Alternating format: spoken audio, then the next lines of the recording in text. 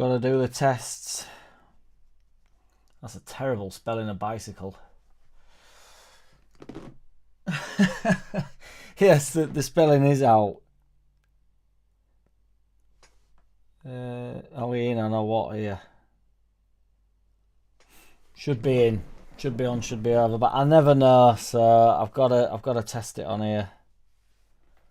I'm presuming we're in and on and over here, boys. Always takes a minute. My dog's in danger. The enemy's outside. Dog's in danger. The enemy's outside. Are we in or no? Yeah, we're in, we're on, we're over. Let's go, boys. Yes, what's good, everybody? What is the best way for me to set this up? Welcome. Welcome one, welcome all. Yes, Johnny Garner. Leeds. Love it. What you saying, Ming59? Joe Depp's back in the building. Love it. Welcome.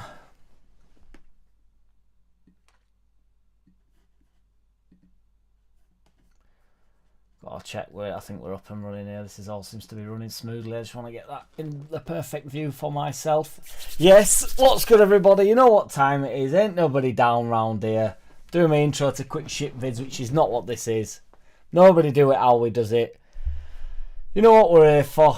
Get that badger in and on and over here. He's in, he's on, he's over, he's here. 3 minutes past 8. I'm reliably late. 3 minutes past 8. Reliably late. I'm trying to work out today because I did it last Tuesday because I was working for the Underlap last week, so I couldn't do it. But I was trying to work out whether I did it at 8 o'clock or 9 o'clock last week, and I can't actually remember what the traditional timing is, so I went with 8 o'clock. So if anybody can let me know about that. BMG's in for some Angry Mad Gav. That's all he's ever in for. Love it. Badger. Chris Gill, what's good, sir? Pat Dunn, what's good? Peacock's White, shout out. Yeah, I think it's an 8 o'clock kick-off. But yeah, we want to briefly go over Middlesbrough as well. I think it's worth the chat due to the fact I thought their performance was exceptional. But before we do that, I've been duped.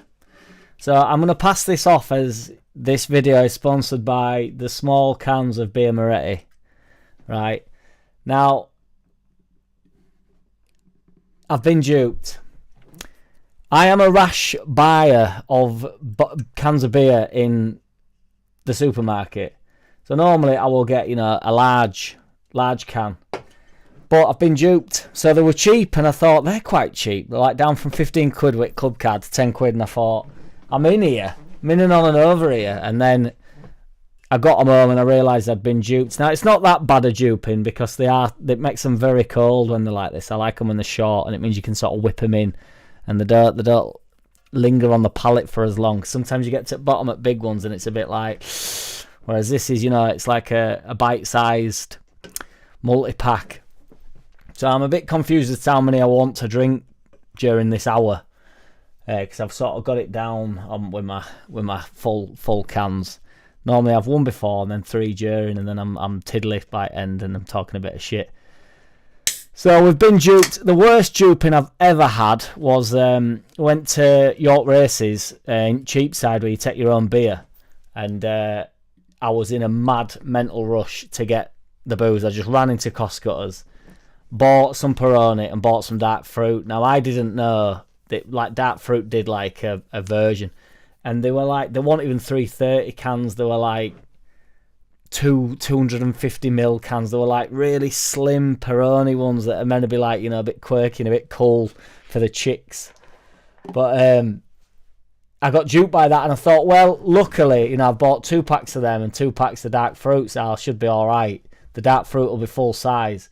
And long behold, unbeknown to me, I'd done exactly the dark fruit did a special one where they had these slim little ones as well. So I got diddled both times. Luckily, it turns out that having 4 crates of any beer of any size is more than enough for 4 or 5 hours worth of drinking. So, truth be told, I didn't actually require any more than I got. 24 Carling from Mozzie's for $15. I'm not a Carling man though, you see. I really, really ponder over what I'm purchasing in the shop, which is ridiculous. Because I'm like, if I save 50p or a quid, I'm like, I feel like I've got to go in. No Uri Geller tonight, BMG. No, I've not. I've been getting into my Uri Geller, but no, not tonight. It's Bia Moretti, purely on the basis of cheapness, but cheapness and quality. I've bought into the premium lager hype, which I know Uri Geller's meant to be premium, but it's older, innit? But yeah, I will be more. I'll do my due diligence a bit more next time, without a doubt. But yes, let's talk a little bit of Leeds, as I think it's only right since we're about 7 minutes into a Leeds podcast without talking about them. And we all know that the clock watchers are normally in and on and over here and having a go, saying, "You do realise that was 17 minutes before you said aught about it. You said that we were going to be talking about Leeds and we're a minute and a half in and still not a word on Leeds yet." It's like, whoa, go easy there.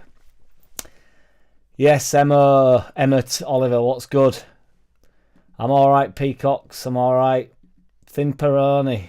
Risley, Peru will enjoy a thin Peroni, I reckon, with a big J. Carling is Gashming, yes, indeed it is. Nonso drinks it, that's why I've got it. Yes, Neil, that's where I'm living. That's what I mean. I mean, this isn't 5% to be fair, so I've let you down there. It's 4.6, but anything under 4... I mean, I don't really want a 4%er, to be honest. I need to... Again, it comes down to pricing and the fact that it says it's premium, and I do buy this premium hype. Because, it's pretty... over 4.5's getting towards where I'm living. Start with Mez, says BMG. Well, I'm going to do a quick overview of the Middlesbrough game due to the fact I think it was probably, I believe, the best performance of the season. I thought Middlesbrough actually came to play. Overall, extremely enjoyable game, wasn't it?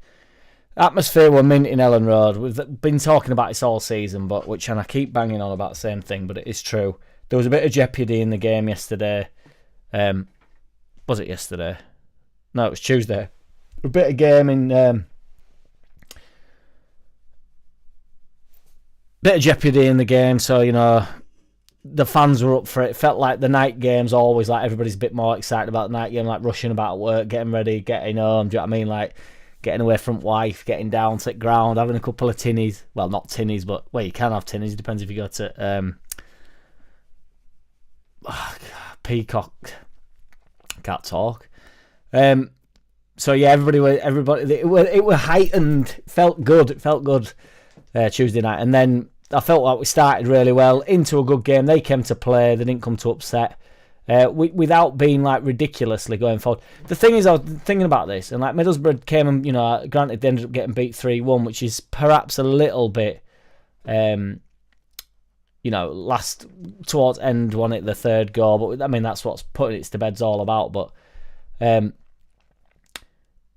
I don't know if it flattered us a bit, but I felt Middlesbrough in the game, but then people would argue like, no, because they come to upset it because they've got, they've got beat 3-1. So if you view it like that, people do think you're better off coming in and sitting in. But at Ellen Road, we don't really lose. So, all these teams have come and sat in. I actually understand it away from home at the moment when we go into their place and they sit in a bit and try and upset it because we've not had the best away form. I also think everybody's going a little bit over the top with our away form. It just needs improving. And I think it will get improved, and then we will be running away with league. But, the home... Whenever we're at home, what is the point in these teams coming in and just sitting in a stinking place out? It doesn't work. Burnley didn't do that, as much as everybody seems to think Burnley did that. They weren't particularly forward thinking, but the quarters... Well, Solomon slipped, didn't he? But... That's the game we lost at home. I must say because the atmosphere was mint when that Dan James goal went in. It went off limbs. It was ace. It was proper mint. And I love Dan James's celebration where he was like telling everybody like to calm down because he'd obviously gone through, hadn't he, a minute beforehand and missed the chance. My dad went, he should have got 2. I'm like, well, no, because if he'd have got the first one, the second one would have never arose, would it? So you have to be able to take the second one. But he learnt from his lesson with the first one and then put it in top bins for the second one. So, mint finish. rifled it home. And then came over to where we celebrate, where we sit or stand. It was mint, proper mint. Third goal, it was cracking off. Bit disappointing to concede from a corner. Obviously, Wibbling Wobber ended up heading it in, so he's clinical at both ends. I like that, Johnny Garner. I agree. I think he's been brilliant. I said at the start of the season that Rothwell's going to be good for us. I felt like it was an upgrade on Kamara. And I did say that at the start of the season, and that has, by all intents and purposes, become true. Rothwell is brilliant. Brilliant on the ball. Brilliant off the ball. He's not particularly fast. He's a big fat ass, but he moves well, doesn't he? His reading of the game's really good. The partnership he's got with Tanaka's brilliant. We were discussing the other night on Just Joe's podcast whether or not who ends up, how do we end up playing? So it's interesting what Lockie said, because everybody's saying about Tanaka or Rothwell going into the number 10 role, and I think that's horrendous. But Lockie explained, which I agree with, they'd play more of a 3. So it'd be more just Tanaka and Rothwell sat in front of Ampadu, which also makes sense because it'd allow Ampadu to... One of the centre midfielders at the moment when we're not on the ball, when we first get on the ball, is coming into like a sweeper role, and then Struijk, Pascal goes a little bit wider left and Rodon goes wider right, and then that allows whoever's on the wing backs, which I want to talk about the wing backs as well, because I thought Byron were brilliant, and Wobber for what he's given us. They then push high and wide. It's interesting to see Wobber wibbling Wobber high and wide, but that is what it is. So then them two sort of get a bit more of a freer space to sort of roam a little bit, and it'd allow us to allow us to overload the midfield as well, which might work out quite well for us. It just give them they can just occupy 2 10 spaces if needed, or when we're really progressive with ball, when we have a lot of ball on edge of box, they can sort of swap it over a little bit. To be fair, and this isn't against Aronson, it's the system that we're playing. When he's in the 10, he's asked to sort of move around, but if you're sort of looking at one man, they can communicate amongst each other, can't they? And it's the number 10, he's sort of moving. Whereas if Tanaka and Rothwell are both 2 players, it's a lot more for the defensive, particularly defensive-minded teams that are turning up to deal with it. It's harder to you think you've got Tanaka, and then if they swap, Rothwell's suddenly in the advanced position, and so you followed Tanaka. I don't know, it just pulls people about a little bit more, which is something we're struggling with when this fallacy that we can't break teams down, when that sort of occurs. It might be a nice touch. But yeah, in terms of actually putting Rothwell or Tanaka into the 10, I'm not into it. Particularly when everybody's saying that we can't have, people are saying that Ramazani can't play in the 10 or Nonto can't play in the 10. This idea that we're desperate for a number 10, if you subscribe to that and don't think that Nonto or Ramazani can play in the 10, or Solomon for that matter, then I don't know where we're getting it from that Tanaka or Rothwell can play in the 10. Neither of them can take the ball on the turn particularly well in a really advanced position. I may very well be wrong. We've not seen a great deal of them, but he brought Rothwell on in that 10 role at the start of the season, but only for 10 minutes, little fleeting things. I also think Farke will making a few points, if I'm brutally honest, at the start of the season. Felt as though it was that West Brom game that I'll never shut up about, that sort of sticks out in my mind, that we didn't try and win the game, and that'll have been one of the ones where he brought Rothwell on in the 10 role. It's I don't know, I feel like he would try to suggest that the squad's quite light and he wanted some signings in, which is fine, but I'd rather him not use the games in order to, the games that I've got to sit and watch. I'd rather him not use that as ammunition for him getting some players in.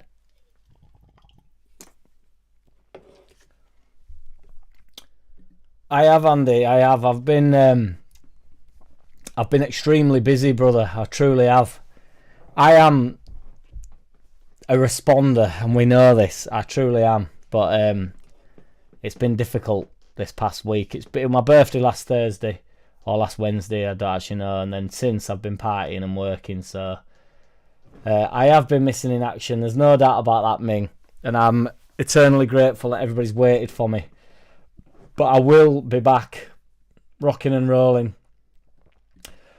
Well, I am back rocking and rolling, and this will be for the foreseeable until the next birthday. Rothwell surges into the space as BMG. He certainly does. He picks up the ball and carries it really well. That's what I mean. Like, if he's in the 10 role, that goes away, doesn't it? Because he's, you're already starting from that advanced role, whereas he's actually confident enough on the ball to... I mean, he doesn't necessarily beat players. It's just when he sees a bit of space in front of him, he just attacks that space, and that's all you want, really. Wobber trying too hard to replicate Farke. I'm not too sure about that, to be fair. We're going to talk about fullbacks because, the one thing that I think the squads give us is when Tanaka and Rothwell have both come into the side, they look like our two main centre midfielders, and the Ampadu and Gruev are the backups at that point. That's how good they've been. And I'm not saying that of Byram and Wobber, but the other night, Wobber were good when he came on. And then the other night, I thought he were excellent, to be fair. He's nowhere near as dynamic as Farke, but, I don't think anybody really in the league is. But in terms of like defending as well, he's obviously far superior to Farke at defending. I think, to be honest, what a lot of it is they're playing significantly beneath the standards. I do believe Wibbling Wobber is a better player than a championship centre-back, or even that's why he can then go to a championship left-back and do a proper good job. I mean, that finish, it looked like Peru, that finish. Parisley looked like, and I think a lot of them are playing below the level. It'd been interesting with Byram if he'd been able to remain injury-free his whole career. It'd have been interesting to see where he can actually go. Because Byram's a proper player, I think. I think he's brilliant. But he's just ravished with injuries, isn't he? I was saying something about Wibbling Wobber then, but I've lost my train of thought. They're playing below the standard. Now, it's a really tricky one, because it's like if you've ever played five-a-side and you flip-flopping between like beating every single team in the league, and then you go up and then you get some right hidings and you're not that good anymore. It's like, when you play against proper teams, it's like they're well above this standard, so they're excellent against these types of players and against these teams. That's why Wobber can do a job at left back, and Byram's probably not even at 100%, and he doesn't really look like he has to be, because he just slips straight back into the team every time, does Byram. It looks like he's never been injured. Whereas, if that were in a Premier League game, I feel like that'd be exposed a little bit more. So they're playing below the standard that they can achieve, but when they do make the step up, it's a totally different world. It's like, I don't know. It's becoming a bigger and bigger step up into Premier League. It's becoming a huge step up. It used to be the case where you'd win. Well, you'd win that. I mean, this is a long time ago, to be fair, when Leeds won in '92 or whatever. And then we were effectively first team into Premier League. A lot more even. A lot more teams could pull it out of the bag. I know Blackburn spent a little bit of money. Well, shitload of money at the time. So everybody's always bought the league. That's always been the case. The money brings the best players, doesn't it? Ultimately.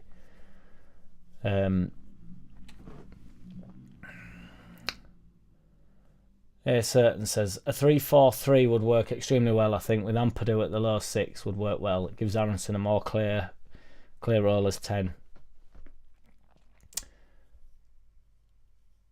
So who would make up that 3 then? Because we kind of are playing that out. That's what I mean. So Struitt gets dropped. So you've still got to have. You still need 3 centre backs, don't you? Because if you're saying low 6, then Ampadu becomes part of the 4, doesn't he? So you'd have to have 3. Struitt could have to play, surely, because it'd be rode on. It's your wing backs you're losing there, isn't it?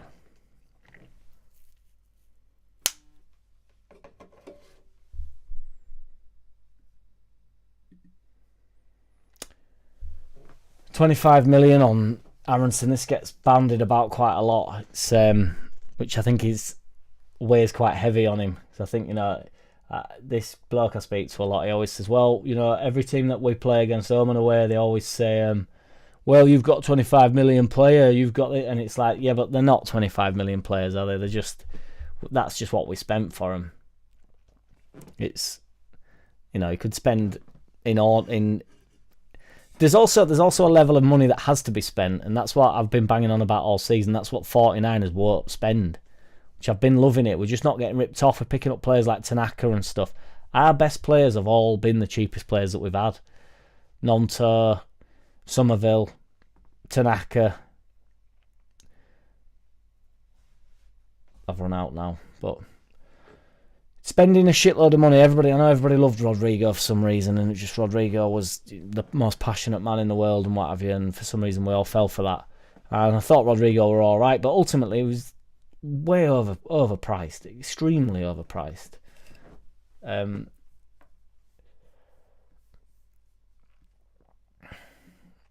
No, I believe so. I think the way we actually play, Joe, I think he'll just transfer it over. We'll have to concede a little bit of possession, obviously, but I do think that's the Meslier as well, Joe. Yes, Mes were cheap.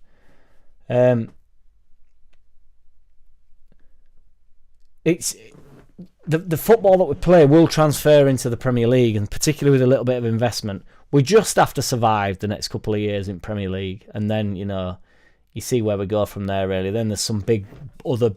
There's you can never sleep, can you, in Premier League? But there's never a moment, never a moment's rest in any window in the Premier League, and you've got to get so many decisions right. And even if you're getting rid of a manager, or you're getting rid of a player, or you're bringing someone in, the fine margins are horrendous. That's kind of what I'm saying. Like, we've got squad depth in this league, but we're asking Wobber to play left back. Well, in the Premier League, that's not going to work, is it? I hope you get better, Jules D. We need you back, mate.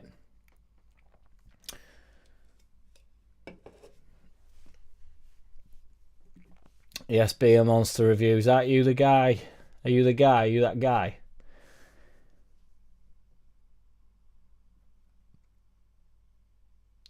No, I won't change the way we're playing. I think you can play a 4-3-3 without, it's just the 10 at the moment. The 10 just changes, it just alternates. That's what I mean. You're not playing with a 10. It can be either Rothwell or Tanaka, which I think he might do, even if it's just to give Aronson some rest, really.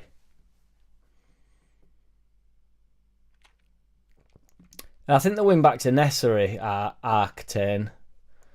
I think Wobber's been a decent wing back. Be a monster reviews. Would you say Aronson is world class? No. BMG, Aronson 25 million, Tanaka 3.5 million. That's what I'm saying. Going out and getting players that are actually worth any sorts of money. You can spend anything on anyone, and you get some of them right, some of them you don't get right. BMG says Ampadu, Gruev, Ramazani, all quite cheap. Mez was cheap, says Joe Depp. Yes, CB, what's good, brother? It's all about wanting to play for the shirt, bro. Augustin was cheap. Yes, BMG.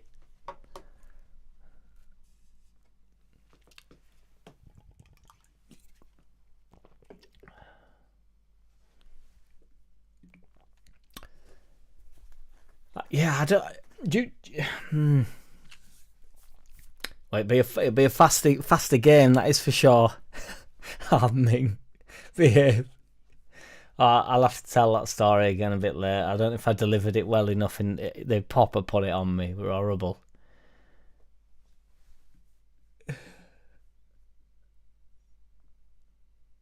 I don't know whether they're Lithuanian or not, to be fair. I don't know, because I'd had a few scoops. That was the only reason I approached them. I didn't approach them, they just stood next to me at bar, but it was pretty funny. You buy 4 or 5 decent players from the continent or excess Prem teams and add that each season. It's how Bielsa wanted it, but in his second season we tried to do it on the cheap but failed.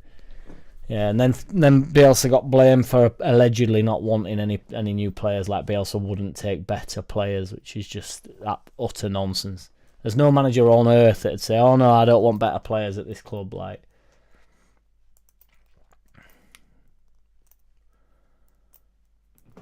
well, it's funny you should say that, BMG. So that is what I believe.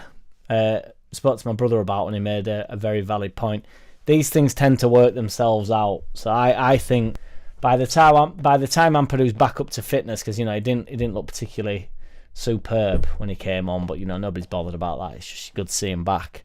Just a couple of loose passes and that, but who cares about that?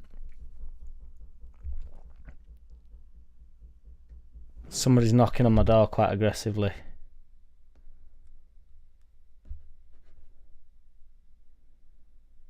And I don't know why.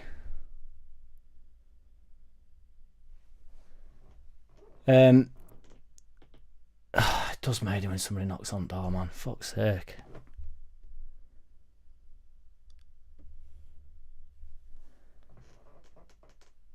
I'm going to have to address this, guys. Hang on.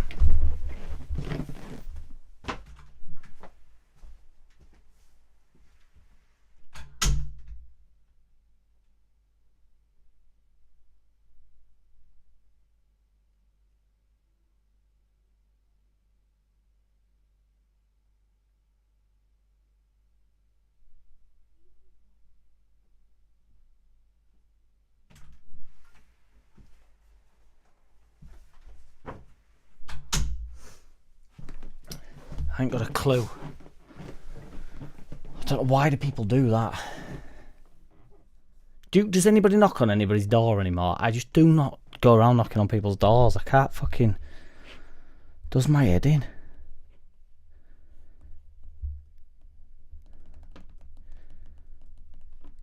Who the fuck does anybody knock on... I'm not even joking. Do people knock on people's doors nowadays? It's my heart racing. It's fucking... I'm not ruling it out. I can't imagine it being an Amazon delivery CB.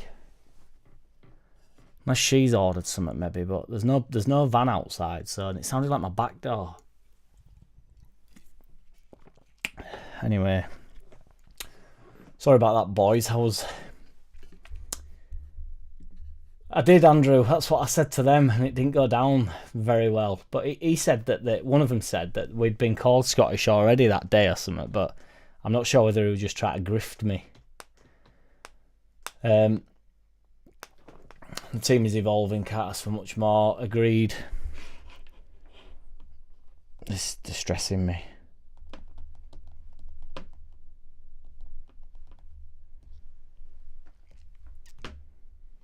I will be back on course when the banging stops. Them Lithuanians living rent-free in my head. I don't think I told them where I live, but they might have followed me home. I did leave before them. I left pretty hastily as well. I was straight out of there.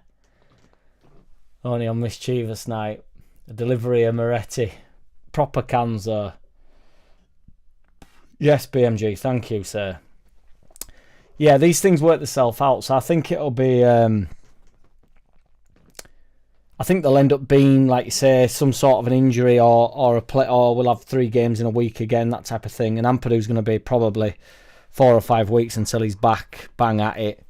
And he'll want some game time as well, so we'll bring him off at bench a couple of times, or... Well, that is what'll happen like the other night, and then that'll happen again at weekend, and he still won't be ready, and we'll all be like, right. And by the time it comes round...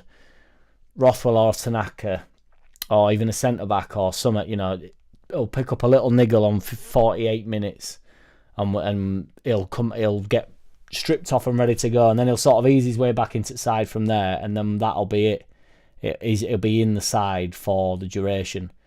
They'll just sort of ease him back in that way, and then we won't really know.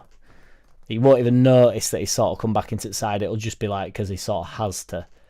I mean, he brought him on at right back, didn't it, the other day, so he's definitely trying to get him some minutes. I love it.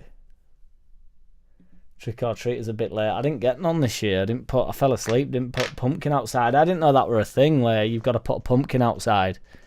I didn't even know that were... I was just waiting for him to knock. I like little... Well, I was going to say I like little nippers, but not like... I like it, giving them sweets and what have you. But apparently you got to... Nowadays, it's etiquette to put a pumpkin outside, and I don't know about you boys, but boys and Bob, I wasn't bothered about that when I was a kid. I was just knocking on every door. Everybody's door. And if they didn't answer, it got egged. So maybe I'm going to get egged. Maybe that's what all the banging was. Maybe I've been getting egged.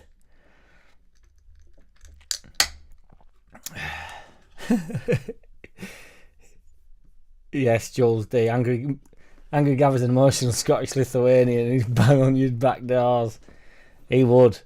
Angry Mad Gav, especially when he's on tour, when he goes out with lads, stag do's and whatnot.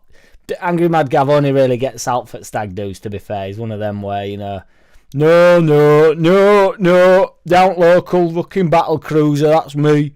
I don't know. Is it local? Right, alright then. It's not local. Oh, it's a stag do. Okay. How long's flight? Be about 3.5. No way. No fucking way. What if we organise it somewhere that's about 1.5 hours to 2 hours? I'd consider it. I'd rather it be Dublin, because as soon as you peak, you're on your way back down. You've landed before you even know it. But he'd consider a 2-hour flight, would Angry Mad Gav, and he would be on the session throughout, and then he'd tell you on the way back, he'd tell you, right lads, I'm signing out, that's my last ever one. And then one of the boys gets married year after, and Angry Mad Gav, right here, right now, he's there again, he loves it. I don't know anybody that hasn't heard about that chant, Andy. Knock a door, don't run. That's Angry Mad Gav starts. What we used to do when we were young kids, to be fair. But it was terrifying that. You'd knock on the door and then obviously not move and be like, hello.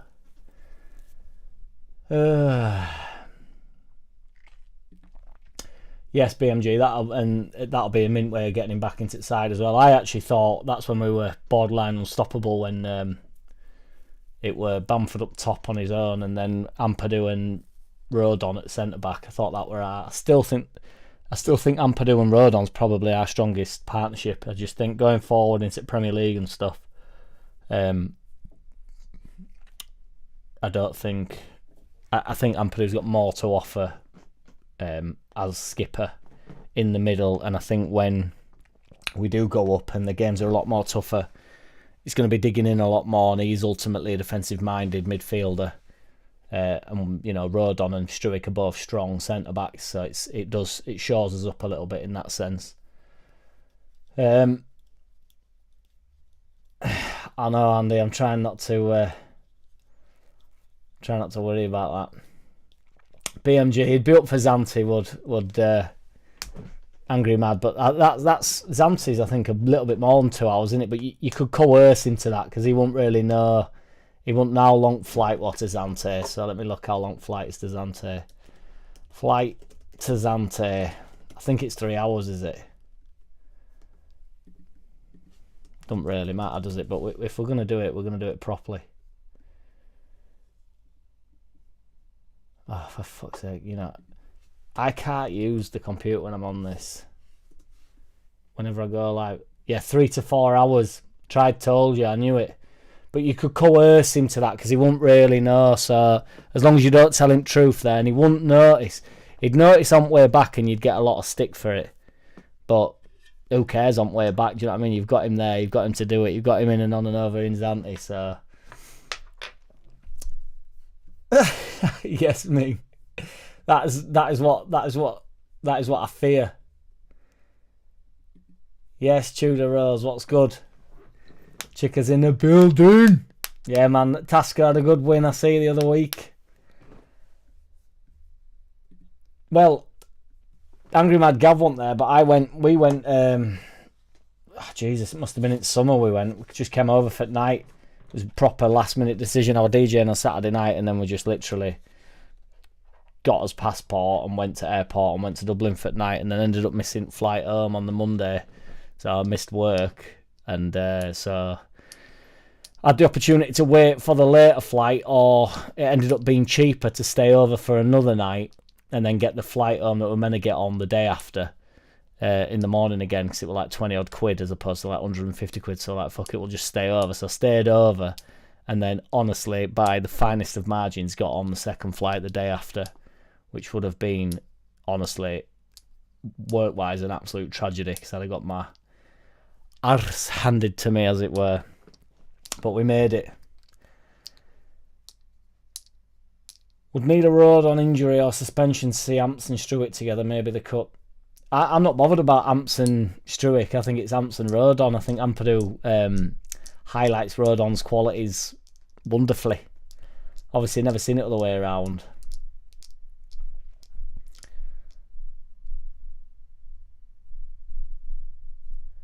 I'm all right, Peacock Whites. Yeah, I'm not too shabby. Sheffield have gone back top, haven't they? Obviously, they won last night. Which I'm not, to be honest, I'm not. Everybody keeps saying that it really matters, and you know, obviously it matters where we are in the league, but it's in our hands, isn't it?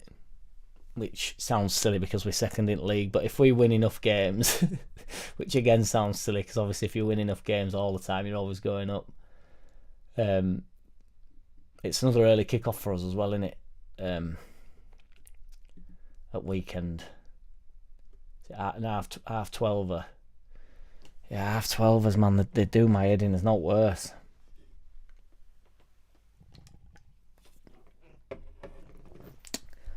Let's do it, Jules D. He's got unfinished business, hasn't he?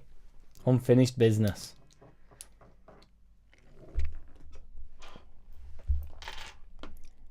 Hello, love. I'm just live on thing, so you are live. So What? somebody's banging on the door. Have you ordered out? No. It's fucking don't know why it happens every time I go live for some reason. Are you live now? Yeah, you will be able to be heard. So Oh. No, I haven't ordered anything. right, I don't know who's banging on the door then. Okay, I can't help. Right, I'll speak to you in a bit. Okay, bye. Right. Bye. More unanswered questions. It makes me paranoid. It's like I'm on the wacky backy or something. I can't stand it. Because everybody nowadays texts ahead, don't they? You do not just go around banging on people's doors unless you're mentally ill. I'm not even joking. Unless you're mentally ill, you don't go around knocking on people's doors. Is that actually true, Tudor Rose, or are you pulling my plonker there? Because if my man Dan James goes now after I've just signed him up to be my favourite player at the club, I won't be happy.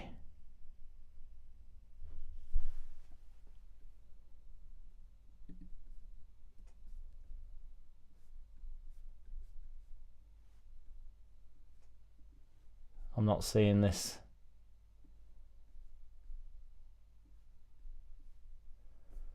Not sure about this, Tudor Rose. Don't know if you're pulling my plonker.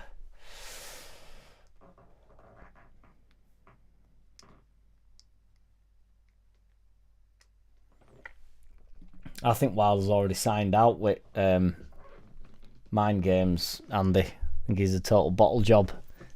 After his interview after our game when we battered him, and he had no in locker whatsoever.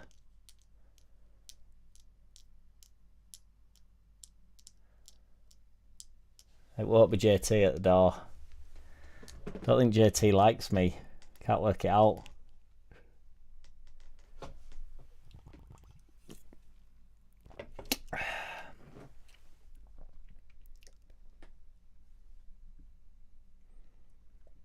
Tudor Rose. Don't worry, Joe. He's the prankster, the Blackpool fan. I nearly said Blackburn fan then. Rafinha spotted at Ellen Road. He's never left. It's an optical delusion. Everybody that thinks he's at Barca at minute. Yeah, yes, Jay. Nipped out for a jog more like. The bloke's rapid. Do you remember when he was coming back from injury and he set off down wing and somebody said he's lost a yard of pace or something? Or maybe he's not as fast as we thought he was because somebody beat him to the ball. Like, it's like he's just coming back from injury, number one. Number two, he is supremely fast. I don't know about that. JT will not be tamed by anybody, Ming. No way. I like JT, he's good value.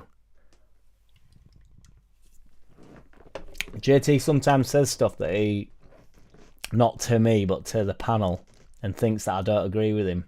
I think he thinks everybody disagrees, but I actually agree with him. But unless I'm asked, it's very rare that I jump in. which is why I end up getting embroiled in arguments that I don't necessarily have any. It's not the hill I want to die on, but you just get asked next, so you just talk upon the topic of that. Interesting one with what I've still not worked out how to do a poll on here, so you'll just have to bear with me. Although,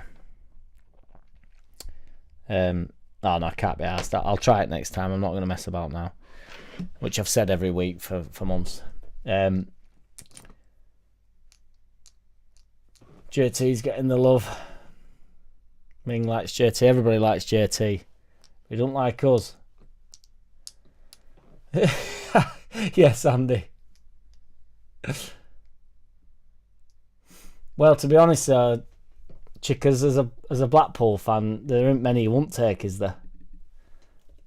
And that, no diss. I don't know where. I'm gonna have a look where you are in league.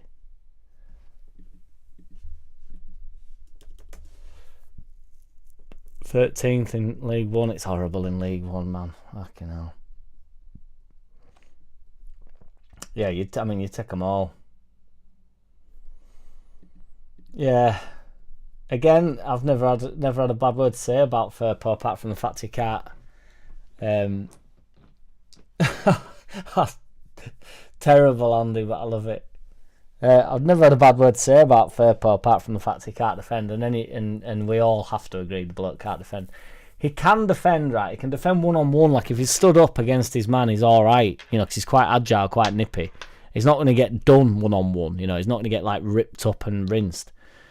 But when he's caught out of position and ball goes over the top, that's when he starts. That's when all bookings come in. Tudor Rose, I think you will like the response that you'll get from that. But, no, not for me, you can't, no. See, straight in. I want to talk while we're on about Bamford. I am still an advocate of the fact he could get 10 goals and have a spell of 15 games just like he did last season, injury free, where we all realise that ultimately Bamford is still the best striker at the club, which I know nobody likes to hear. But I think he's probably still the best striker at the club. It's just a shame the bloke is becoming more and more frail and he can't seem to get through games. But when he's in and on and over and here, there's nobody like him at the club, and everybody says, "Oh, you need to move on from Bamford." Like, I agree, wholeheartedly agree. We need to move on from Bamford. We can't, still be talking about Bamford, and I get abused for talking about Bamford. But I'm going down with JT. I'm going down with JT on this. The thing is, if he's still the best striker at the club, which I believe he probably is, if they're all fully fit, Bamford is the best striker at the club. That's not my fault that we haven't replaced him. If we can't replace him, that's not my fault. I don't know.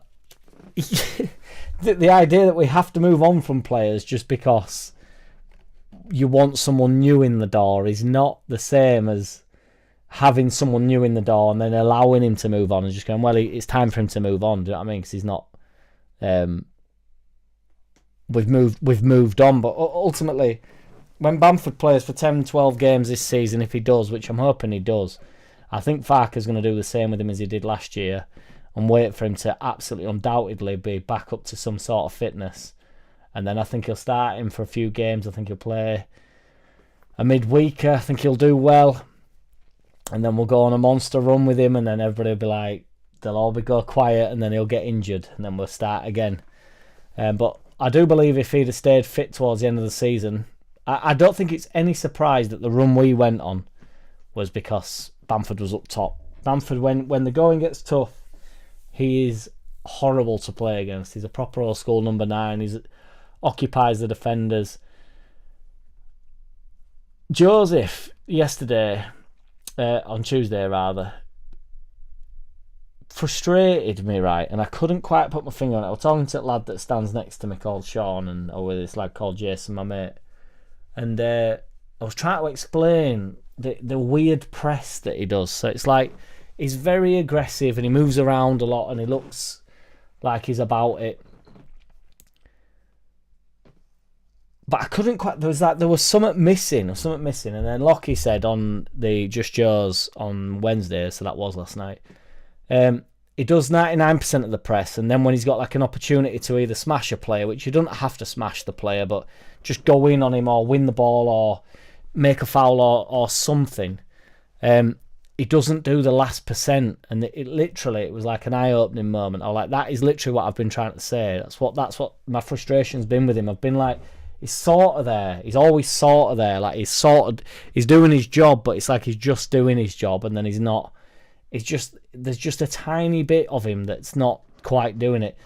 I also think he needs to grow into being a man. You know, these centre backs are big horrible bastards out there. They've made a career out of being big horrible bastards. A lot of them are 28, 29-year-old men. They're aware that the Championship centre backs, they're not. When you're playing in under 21s for Spain or whatever, you know, them players are trying to develop into like ball playing centre backs out there, and probably have aspirations to play for some of the best clubs in the world.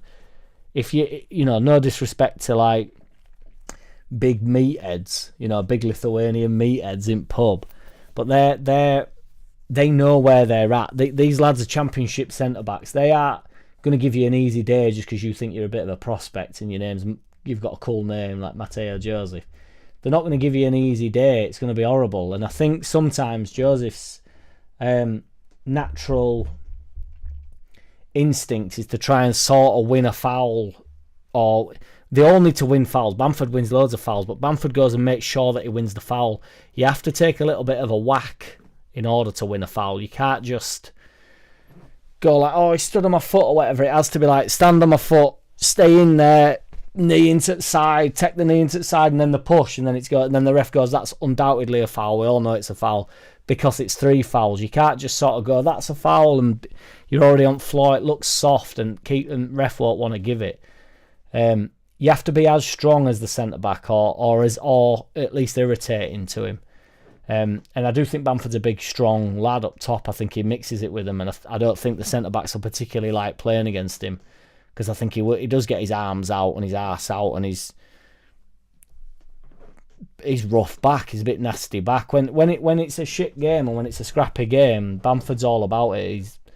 He's good at holding ball up. He just is. And Peru's not particularly good at holding ball up. I don't think Joseph's good at all at holding the ball up. I think he could and will be. He's better on the ball than all 3 of them. So, but you know, being better on ball is not. You know, Lewis Dunk don't give a shit about that, does he? Lewis Dunk's just gonna come and do you, like. And if you're not 70% as strong as him, he's just gonna bully you out of the way, and that is ultimately playing at the top level. The top level players, Virgil van Dijk's a big bully, isn't he? As well as a superb football player, but he's a big bully. John Terry a big bully. Gary Cahill, were, you know, more of a bully than a player. Really, he was just more of a aggressive centre back. The big strong lads, but they can play as well. They've got ball as well. They can play.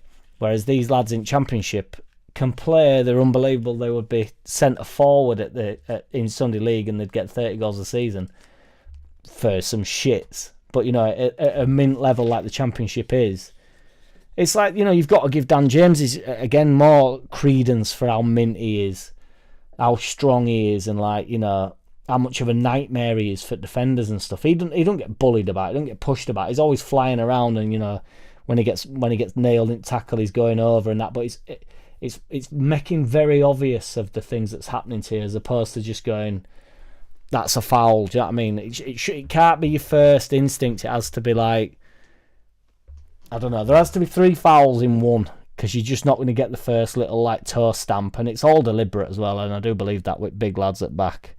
They're deliberately on your feet, and they know that, they know that they can put it on you. It's gone are the days where you could just go flying into a massive tackle and you knack him like that and say like, oh, for first 5 minutes you put it on him. You know, like you go into a big tackle, you put it on him. Gone are them days, because you know you'd be sent off immediately. You won't even make it to half time. You won't make it 20 minutes in if you went in with a couple of big tackles. So it's a little bit more educated now, and it's a bit more nuanced, which was the word of the week the other week. You know, you have to be a little bit more intelligent about the pressure that you're putting on players, and like if they are just ball playing boys, that don't want to mix it a little bit, you will get bullied. BMG Aronson has improved regarding being bullied. Agreed. That's literally my point. He's no longer getting bullied, and he's not. And he is stronger than he once was, but he's not. He's nowhere near as strong as them lads, them centre backs. Do you know what I mean? That were playing against them. We've had all season. Felt like Rodon got bullied a couple of times by a few centre forwards. I think it was Big Dude at Watford. He bullied him a couple of times, and people saying that it were a foul. It's like, it is a foul, but you've got to be stronger. Do you know what I mean? And if you are stronger, it makes it look even more of a foul. But when you sort of like arm comes out and you're going flying, it looks soft. It looks like you're weak. You're certainly not any Aldi pints behind with me, Tim.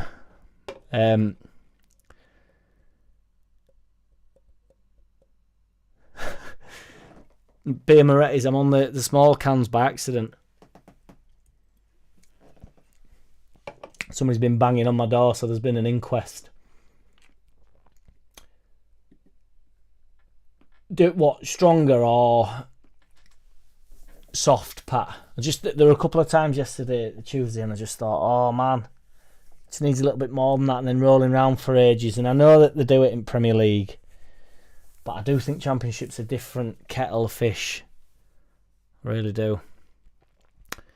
Byram's tackle just before the second goal was a belter. Yeah, that one meant. But again, that's BMG. I fully agree. But that's not a massive tackle. I'm on about big horrible tackles. That's just a really well timed, perfect challenge, isn't it? Like, I don't even think he made contact with other lad. It was just like perfectly won. That's not a marker, is it?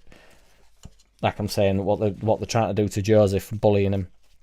Peru don't get bullied on the basis that he's not really alert enough or fast enough, or, well, I don't want to say fast enough or like sharp-minded enough, but he's not yeah,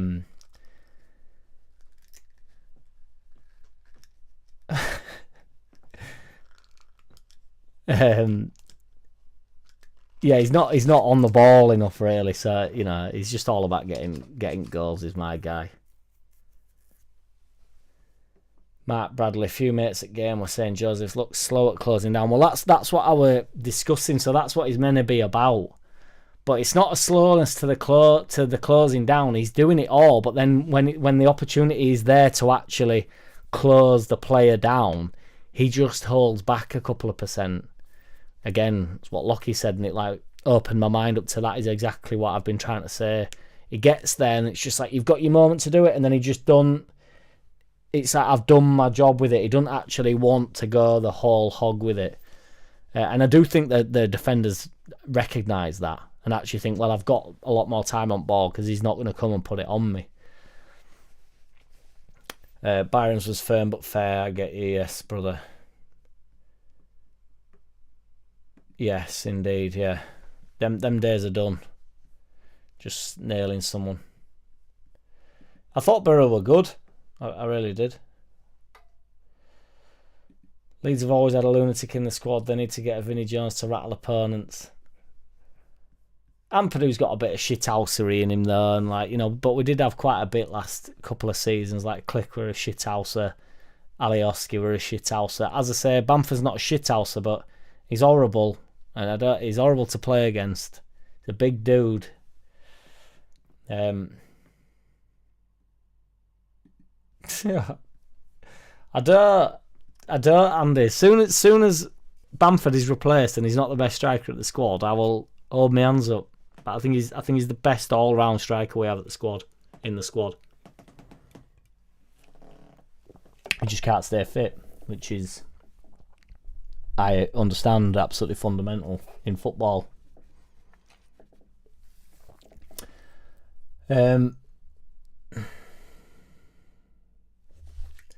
Yeah, I do, Mark. Yeah, it's not, on the ball,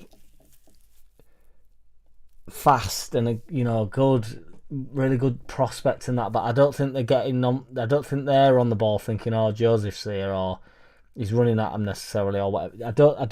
I think they can deal with him, which as a young lad, you don't want to get old man, dear, but I feel like he is doing a little bit. When Win says Bamford has floppy girly wrists, which I don't even know. Rodon is probably our closest to lunacy. He seems a bit too mangy to me, does Rodon, to be a lunatic. We've got it just in different droves. As I say, Ampadu's a bit of a shithouser. We've got a few wild ones, haven't we? I think Nonto's a bit petulant, and Firpo looks like he can be a bit petulant. But in terms of like, I don't know. Game's changed as well, hasn't it? I don't know. Yes, Sripper, what's good, brother? Did I mention atmosphere? Best atmosphere year last night was on Tuesday night. It was so mint. Ace. It was interesting as well with Dan James, because obviously he missed an identical chance. I actually think the second one was a harder chance to take. But he missed the first one with a bit of a P-roller, didn't he? And then he absolutely mashed the second one in. It was worldy. I loved it. Showed a bit of everything yesterday, though. Showed that we are the best team in the league. Because they had some good patches. They were a decent team. I thought we managed the game really well. And they're bound to have good moments in the game due to the fact that they are a decent side. I actually think they've been possibly, I don't want to get overwhelmed with the overall performance, because it's probably the best night I've had at Ellen Road since the semi-final playoff, because there's not been a lot going on at Ellen Road other than winning games, which has been mint, obviously, but it's just like that. There were a lot riding on that one.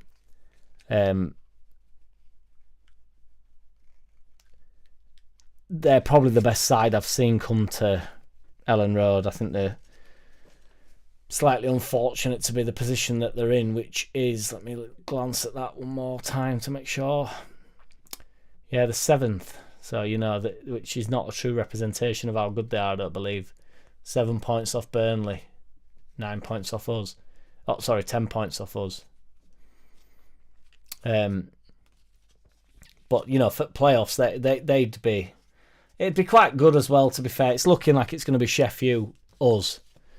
If it ends up being that, then it'd be quite good if it ends up being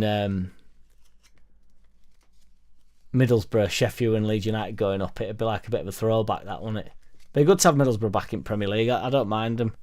They dropped the bollock a bit with started singing like, I don't think they understand, don't the Borough fans, but they started singing a chant about like Carrick's won more than us. And when like the away fans sing something, that all the home crowd just started laughing like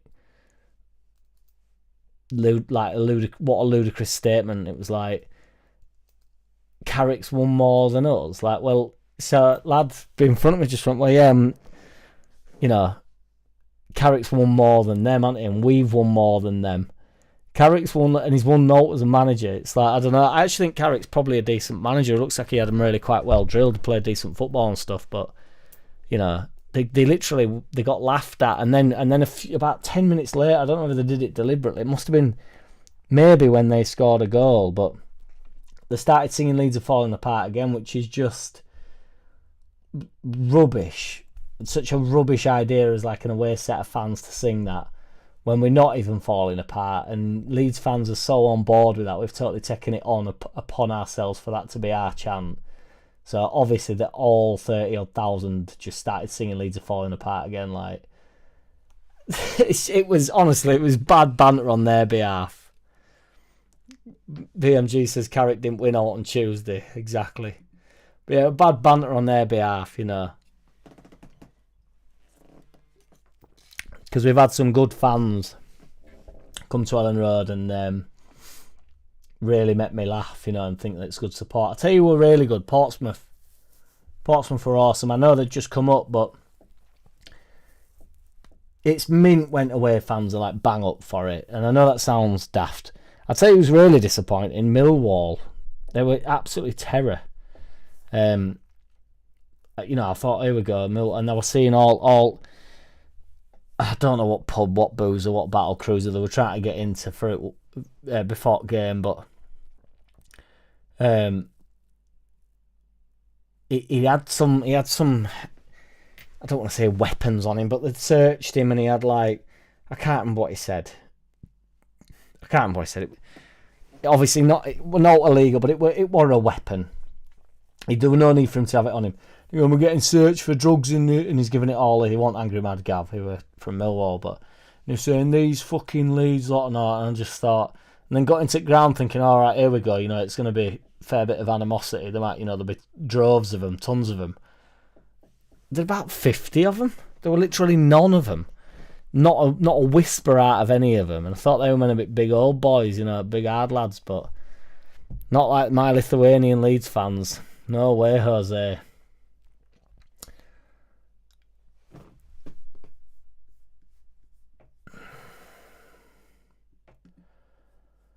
By that, Mark, do you mean Farke's got the tactics right, though? Because, I agree. I think that's the depth of the squad, but I also think that's how we've been drilled. I don't think that just comes out of nowhere. I think we play a certain way, and when anybody comes into the team, whether it be Byram who comes in, Byram's always good when he comes in, to be fair, it's not in doubt, but Wobber playing left back knows the role, plays it really well. He's not as dynamic as Firpo, but still, plays high and wide. He looks comfortable on ball. He can deliver a ball into the box. Tanaka's come in, been brilliant. Rothwell's come in, been brilliant. Don't matter really who we play up top. Nothing much changes. You get slightly different looks.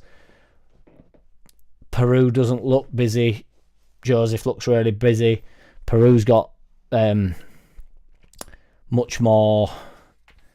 He's much more of a goal threat, but we literally, if you could mould the two of them, we'd have that striker, wouldn't we? Because, if Joseph had the prowess of Peru in front of goal, he'd be... If we had Bamford's play, so he's horrible when the going gets tough, and we had that monster in him that's just a nightmare for centre-backs. If we had Peru's finishing and Peru's sort of know around in the box and how calm he is and how cool he is, and then not Joseph's work rate, but just Joseph's youth, because you could still, to be fair, a fit Bamford is... Nobody works harder than a fit Bamford, so... But yeah, like, just Joseph's youth and, like, his enjoyment, it'd be... Well, to be fair, he won't be playing at Leeds United if he had that player, which is something that I say quite often as well, but we're all banging about these players or whatever, and it's like, well, they wouldn't be at the club if they were the finished article. Aronson's done himself a world of good, and I think he should have come down with us. I actually mean this for his career, because going over to wherever he went, Werder Bremen or wherever he ended, I can't remember where he ended up, Berlin or wherever he ended up in Bundesliga. That was never going to really work out for him, or it's like you're far better off getting into the Championship, totally dominating it like Somerville style did, battering it up, beasting it up, and then like he's played really well this year. His stock's rising, is my point. He'll come to the Premier League with us. We will look to replace players like Aronson, I've no doubt, but in the Premier League, but he's going to get a fair amount of minutes into next year, and this idea that we're going to sign like 5 or 6 players is for the birds, I believe, because it's also... We did that, didn't we, with Rocker and all the rest of them, and Adams and Christensen.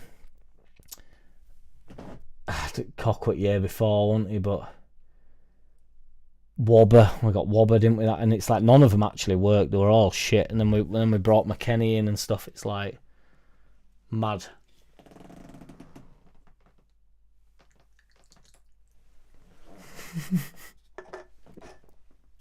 Very childish.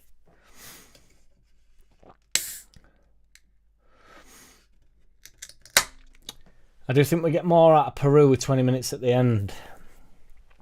This is bounded about quite a lot, BMG, and I am on board with that. We do. But I don't really see why that matters. This idea that, like, Joseph plays for the first 70 minutes and he wears them out, he tires them out and all this stuff, I just don't think that's true. I don't think he's really doing enough for that to be the case? What's he doing to actually tire the centre-backs out? The centre-backs, I bet they're very rarely do they run more regardless of who they're playing against. And particularly if they're sitting deep, they're not even moving. It's not going to wear them out. I understand like the mental draw that it takes from players when they have to be super focused. That's what Man City do to players, isn't it? But that's the team. It's not who's stood in front of him. It's not Joseph that's exhausting him out. It's not like they're running full lengths at pitch and Joseph after 70 minutes has just done him and then Peru comes in and the bloke's knackered. I think that's just how we play. And I don't think Peru's not shown, to be fair, over 90 minutes that his sharpness lacks in front of goal. So I don't think it makes a great deal of difference. Do you think Joseph's career is mimicking Joffy's? I think Joseph's got a lot more of an opportunity than Joffy ever did. I think Geldart's relatively unlucky, to be brutally honest about it. I think every manager we've had, not every manager we've had, because we're in Premier League as well, and they couldn't really risk Geldart. I think he'd have got more of an opportunity under Bielsa as the years went on if he'd have stayed. I think Farke threw him to the wolves a little bit when we got battered to Middlesbrough. I think we had players like Anthony, who I quite liked. Anthony, just in general, like as a bloke, I quite liked him being at the club. Like not got a problem with that. But you can't tell me that Joffrey's not. Well, you can tell me that he's not as good as Anthony, but Geldart's got this ability to. But Geldart's got this ability to do something on the pitch that no other player can do. Like, so there's only him. Like, them. I can't remember. I'm so shit with remembering. I just remember moments. I don't remember who it's against. Or he's had some really important moments for us, hasn't he, Geldart, where he's got. And I don't just mean goals. There's one that sticks out. I just can't remember who it was against. It would have been in Premier League. And he dinks it over at keeper, or I think might have been centre back. He dinks it over and he cuts it back, and we get like a tap in. And it's just like sensationally relaxed. It was like really toward latter minutes at game, like we're up against it. Might have been drawing. That's what I mean. I just remember the moment of him just doing something and being like, whoa, man, like, truly, that is why you are rated as he is. He's got these moments in him. And obviously it's transferring that into a regular occurrence, isn't it? I understand that, but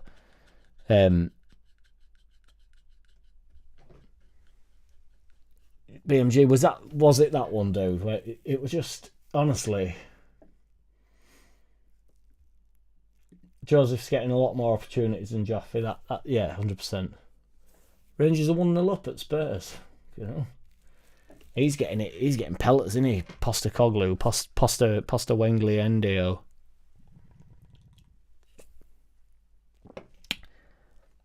I don't think it's the same, because I think Joseph's going to be a significant part at side this season. It could end up being the same, and it could end up. I think Joseph's got a hotter future in front of him on the basis that he's played a lot more games. He's thought better of, and we don't see him in training every day and stuff, so you don't know. And like with Geldart, as much as I sort of like him, I'm fond of him. I always say when it's like consecutive managers, when Cooper used to get all his shit and everybody used to say that Cooper's the worst centre back that's ever lived. I'm gonna hang on to that. Cooper being the worst centre back that's ever lived. Well, consecutive managers picked him, and he was one of the easiest ones to drop. So if you drop Cooper, everybody be like, right, this man's thinking different, but nobody did. They all kept him. Manager after manager after manager after manager, they all played him. And then Farke comes in the Championship. We've come down, and Cooper becomes on the later base, and Farke builds for the future, which is what my point about Bamford. It's like, while ever you don't have the future sat there, though, is Joseph the future? This has become the topic. We don't know, do we? I hope he is. I hope we've got a 50, 60 million pound player on his hands, obviously. That would be that would be the best thing for the club, the best thing for Joseph. It'd be mint to have another Rafinha on your hands where you think he's gone on to do world-beating, well, not world-beating stuff, but he's, well, to be fair, he's probably, you know, particularly a month and a half ago, he was one of the most informed players in the world. So, and we all saw that, in fairness of him. He was a master of moments as well, but I mean, different to Geldat in terms of like Rafinha were like, you know, crazy moments outside of box goals. Everton goal were sensational, like proper moments. Dominant. Just every time he got on ball, it were like, I remember actually when it were a bit shit, and Rafinha were on, every time he got on ball, you thought, we've got a chance of something happening here. Like, please, something happen. Which is certainly an over reliance on him, but it wasn't predictable. Were he, Rafinha? You knew he always had the end product, regardless. But you didn't know whether you were going to beat him or cut inside and have a shot. It was very unpredictable. Brilliant player. Just to discuss this when-win comment of how do you see in the Premier League season if we do go up? Do you think we'll struggle? I 100% think we'll struggle. Yeah, I think every team that goes up struggles. The caveat I have to that, and this sounds like a total contradiction to what I just said, but you know, two things can be true at the same time. Equally, we could have a brilliant first season and finish 12th, you know, and look really quite good at the start of season or halfway through season, just think we're done now, we're safe. And then wheels can come off a little bit, can't they? Similar to basically what happened with Bielsa. And then your second season, so if we could really struggle next season just from the off and just struggle, which I think, to be honest, with the current climate is more likely. But I mean, if you look at Leicester now, let me have a look just before I make a fool of myself. But I think Leicester have sort of pulled away ever so slightly, even though they're still a bit shit. Oh no, they're in. Oh, sorry guys, no, that's. Oh no, yeah, take it back then. Oh no, what am I on about? No, I'm on Leeds here. What's going on here? Hang on. I'm sure Leicester have pulled away from relegation a bit.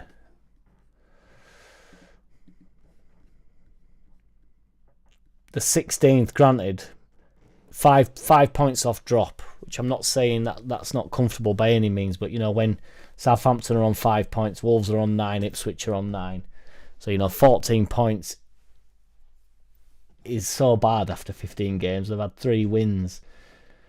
Everton are, you know, same as Leicester. It's just unrelenting with Everton. West Ham 4 points in front of that. So it's like, you know, if you're 14th, I mean, Man United are 13th, Newcastle are 12th. I don't want to state the obvious here, so sorry if I sound unbelievably slack here, but Southampton, Wolves, Ipswich all occupy the bottom 3 teams in the league. Then you've got Crystal Palace, which are a fully fermented Premier League side. Then Leicester, who, you know, won it a few years ago.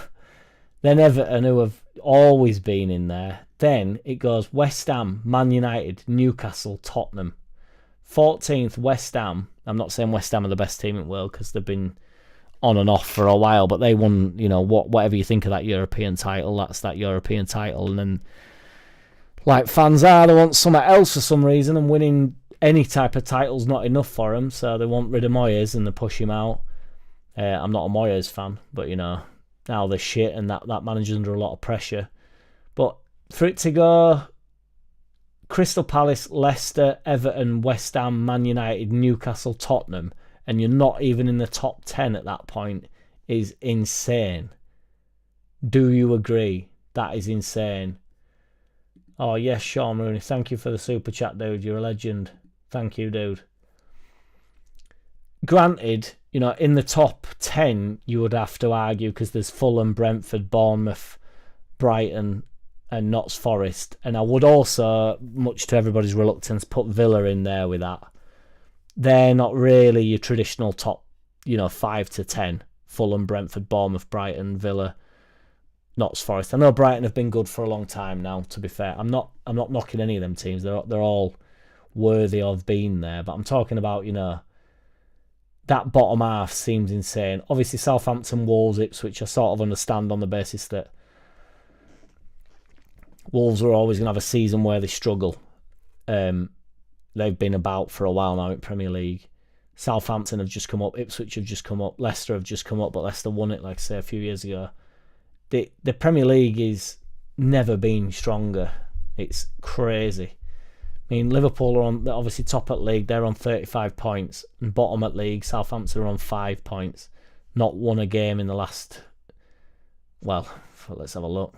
But at least the last 5, the last run of form, the last 5, it's so hard. It's so hard up there. Got beat to Aston Villa at weekend, 1-0. Got beat to Chelsea 5-1. They drew with Brighton, which is a good result, 1-1. Got beat to Liverpool. Got beat to Wolves. They beat Everton. Got beat to Man City. Got beat to Leicester. Got beat to Arsenal. Got beat to Bournemouth. Drew with Ipswich. They can't even win them shit games. You know what I mean? They got beat to Man U. Beat to Brentford. Beat to Notts Forest. Beat to Newcastle. It's like, what a league that is. Honestly. So difficult. So yes, I think ultimately, you know, if you finish where Tottenham are now in 11th, or where Newcastle are now in 12th, or where Man United are now in 13th, or where West Ham are in 14th, or where Everton are in 15th, that's a good season, and it ultimately for the first season back up. Crazy league. So we do have it all to do. Of that, there's no doubt. Thank you very much, BMG, on the linguistics.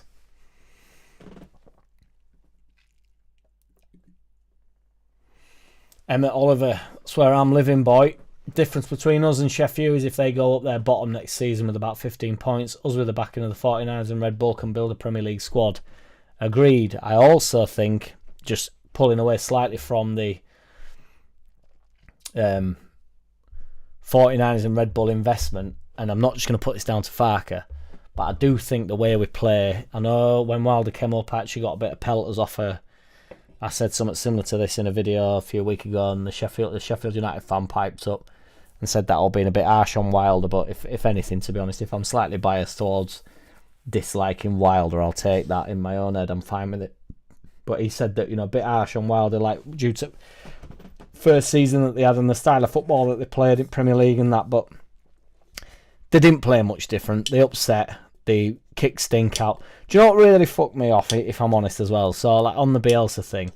So, a lot of Sheffield, I know quite a few Sheffield United fans, and a lot of them would say, oh, Bielsa's been found out, he's been found out. It's like, well, I don't believe that to be true. I just think we don't have the, you know, we're not strong enough. I think if Bielsa managed Man City, I think that they've done very similar things that he's done, that Pep, maybe not what Pep's done, because it's been insane what Guardiola's done, but Man City are going to win titles just with the amount of money they've got, no matter who they've had. They've shown that over. You know, I think Mancini's a mint manager, but, you know, they won stuff. Pellegrini's a good manager. They've won stuff. I mean, Pellegrini went to West Ham and it collapsed. You know what I mean? So it's not. There's more to it than, you know, what did Ancelotti do for Everton? They were half decent for a bit.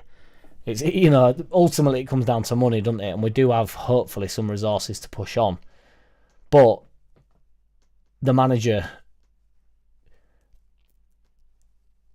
I've totally lost my train of thought. The way Farke plays is you can upset and you can kick a stink out. That's what I was saying. So, you know, Bielsa getting found out is disingenuous. Wilder got found out. Ultimately, you can't. If your only intent is just to kick a stink out, you might do well one season and people go, oh, it's a horrible place to go. It's an horrible place to go. Stoke sort of got this. Stoke stayed in the league for a long time, but they bought players to play a certain way. They pumped it long. They had big Crouchy up top winning headers and, you know, proper decent players. They had that Bojan or whatever they were called, and that, you know, like just players that had sort of like pulled away, whereas Sheffield United were buying Brewster and stuff who just didn't do it, did he? You know, it like gambling. Nobody wants to go to that club. Let's have it right. Nobody wanted to go to Stoke, to be fair, but they'd been in Premier League for long enough, and Sheffield United, that'd be the only way that they could go about it, just be in the league for long enough, and then a few players will turn up. Yes, JLUFC, thank you, dude, for the super chat. Let's celebrate their first super chat on the live stream, it says. So I don't know how to do that. But if I knew how to celebrate it, I'd celebrate it. But it's with a sad face for some reason. But that's me celebrating it, brother. I don't know how else to celebrate it.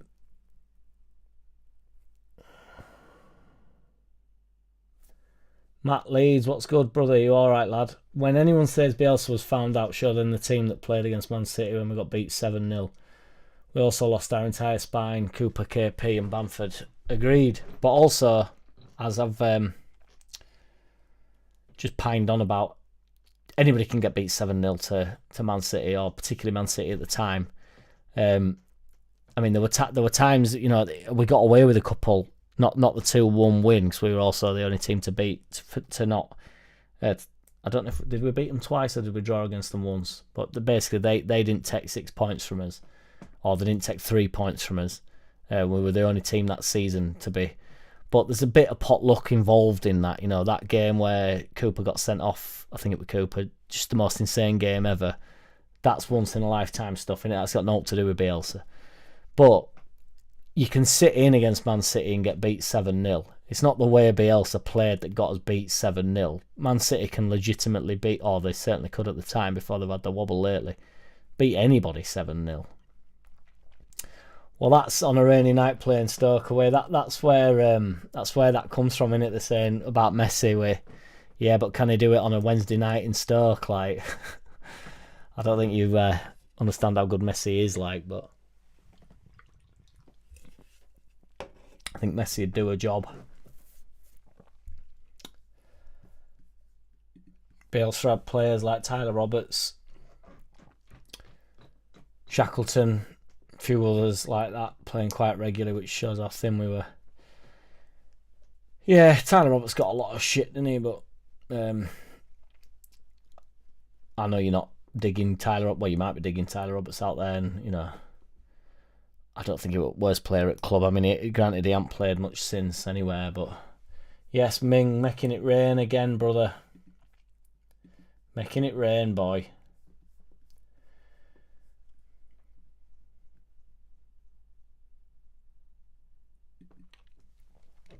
Mark Bradley, do think Farke's playing away for when we get to the Prem. Cannot just start a game with a different way of playing. That's this idea, isn't it, that, you know, we can just sort of like chop up what we've done, or like switch up what you've done. The managers can't win. They're sacked anyway. They're sacked regardless. They're damned if they do, damned if they don't. You might as well go out playing your way. You know, Frank Sinatra style. There's no point dipping in and out, dicking about.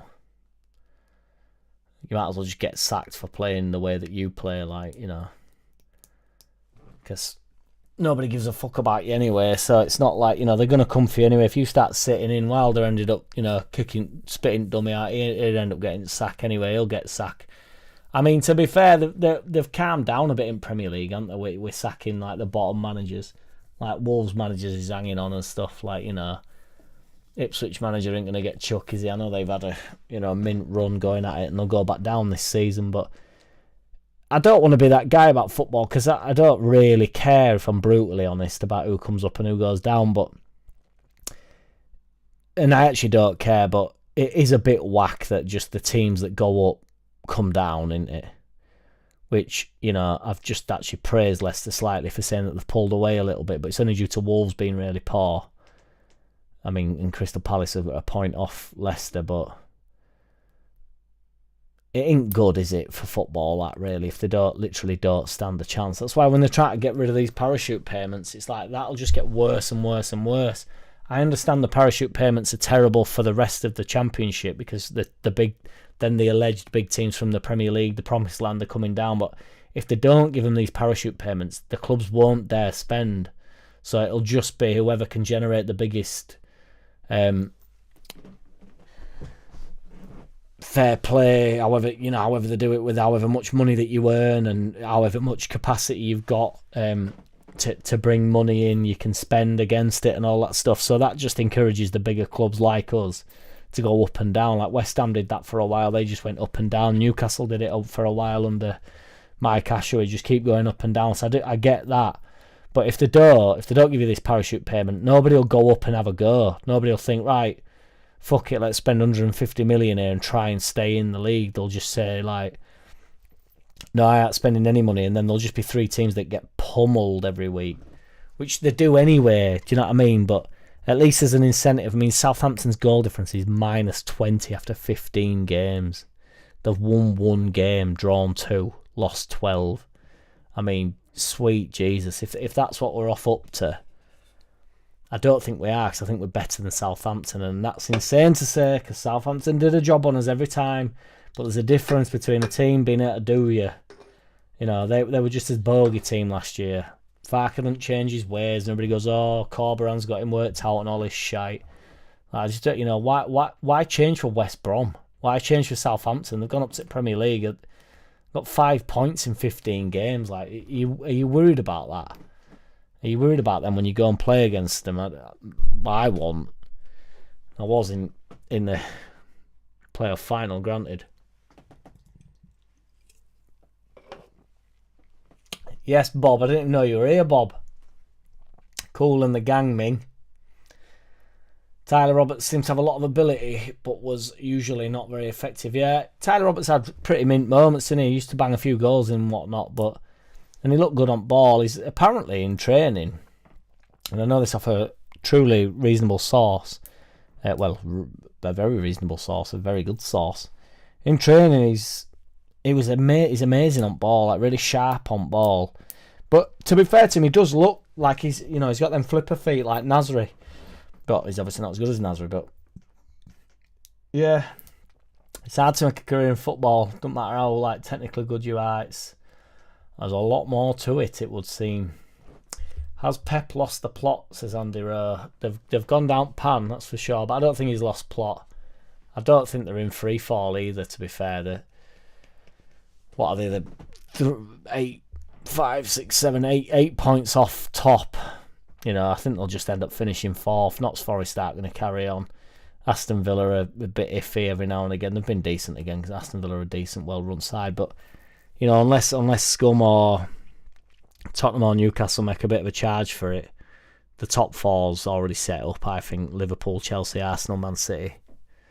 Notts Forest aren't going to get in there. I'd be surprised if Villa can do both. Villa can get back into 4th again while being in Champions League and stuff. I think that's a really big ask. Brighton are terrified at Champions League, so I can't see that happening. Yes, Bertland. Of that, there's no doubt. I fully subscribe to that. BMG reckons Wolves will go. I'm not sure Wolves will go. There's 4 points between them and Palace, Crystal Palace, but I don't think Crystal Palace will go either. I think there's a chance, having looking at this, that Leicester are going to get embroiled in this still. Leicester have only won 1 more game than Wolves, bear in mind. I think they could go, and then it would be the same 3 that went up go down. It's like the only thing Leicester have got is Vardy, and who, you know, whatever you think of him, can get a goal up against it. Yeah, they lost a lot of decent players, didn't they, Joe? It's a bit of a boring guy, that, though. Nobody, Mark. Nobody. And like Ipswich, you know, God bless them. Nobody wanted to sign it in first place, did they? They might have got, what's his face? Everybody were crying on about Schmodic or whatever, but, or did he go to Southampton? I can't remember where Schmodic ended up. I think is it Leicester? Ipswich, sorry. Yeah, Ipswich, yeah. So, you know, they got him, but again, championship player who got shitloads of goals, but none at, you know, none at big clubs will come in flying in for him. And like, you know, everybody's banging on that Somerville's doing better for West Ham, and he's been getting like booed. He hasn't been getting booed, but the manager's been getting booed when he's brought him off in games and stuff, because he's obviously one of their most effective forwards. But the 14th in league, do you know what I mean? 5 wins out of 15. It's, you know, he'd have done that for us, wouldn't he, if we'd have gone up? So it's... don't know.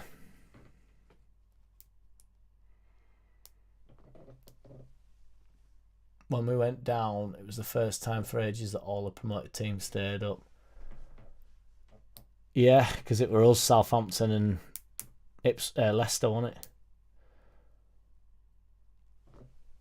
BMG, I don't know about that. I know that worked for Forest, but they got ridiculed for that, and it has worked. It's turned. I mean, the 15th league now, which is fucking nuts. But I don't think that's a good way of going about stuff, if I'm honest. And the reason why as well is Fulham did that, and they actually made some decent signings. They got that that German lad who wore mint, to be fair. That winger, what were he called? Scholes or something. Scholes. And I thought, to be fair, I thought that's a mint signing for him. Is it Scholes?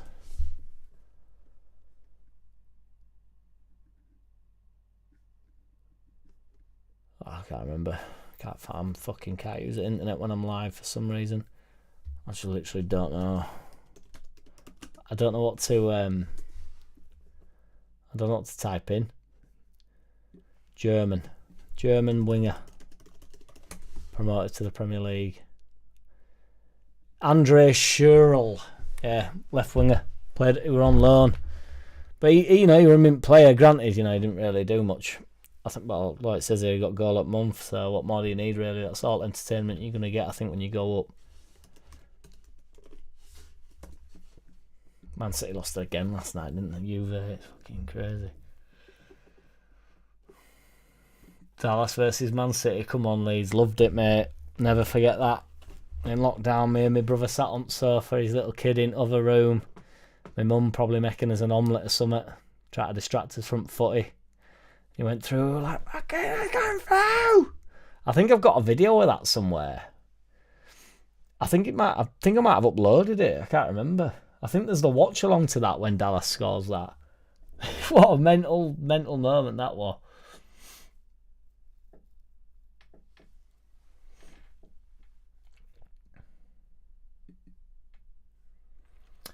Yeah, Matt Leeds, I think this is a setup for what's to come, unfortunately. So, as I've said many a time, if you moan about managers or you moan about players, you will eventually become correct. It's impossible to be wrong about these players or managers on the basis that every single manager in world football gets sacked now. So it's an interesting point what you're making there, and the point that I would add to it is because it's not going to go well next year, and what the Farke haters are going to do is they're going to say, I told you this about Farke last year in the Championship, and because I'm an idiot and a happy clapper, I'm not going to be able to say they're not going to be happy with my answer of, well, we're in the Premier League now and this is significantly more difficult. I don't think this is necessarily Farke's fault. I think it's just how it is. It's going to be a struggle. It's going to be difficult. But we're not going to be allowed to say that, because they're going to say it's the inadequacies that we had last year that I ignored, and that's the line that they're going to go down.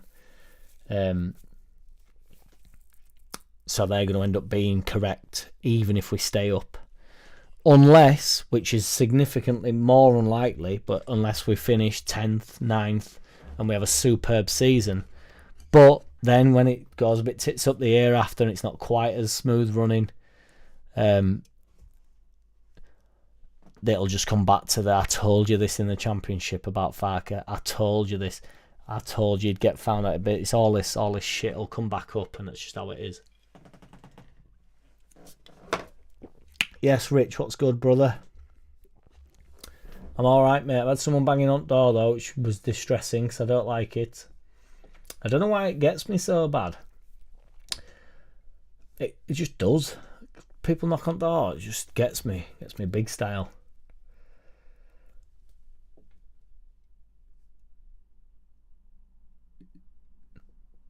What do you mean, Andy? He doesn't judge just on a training session.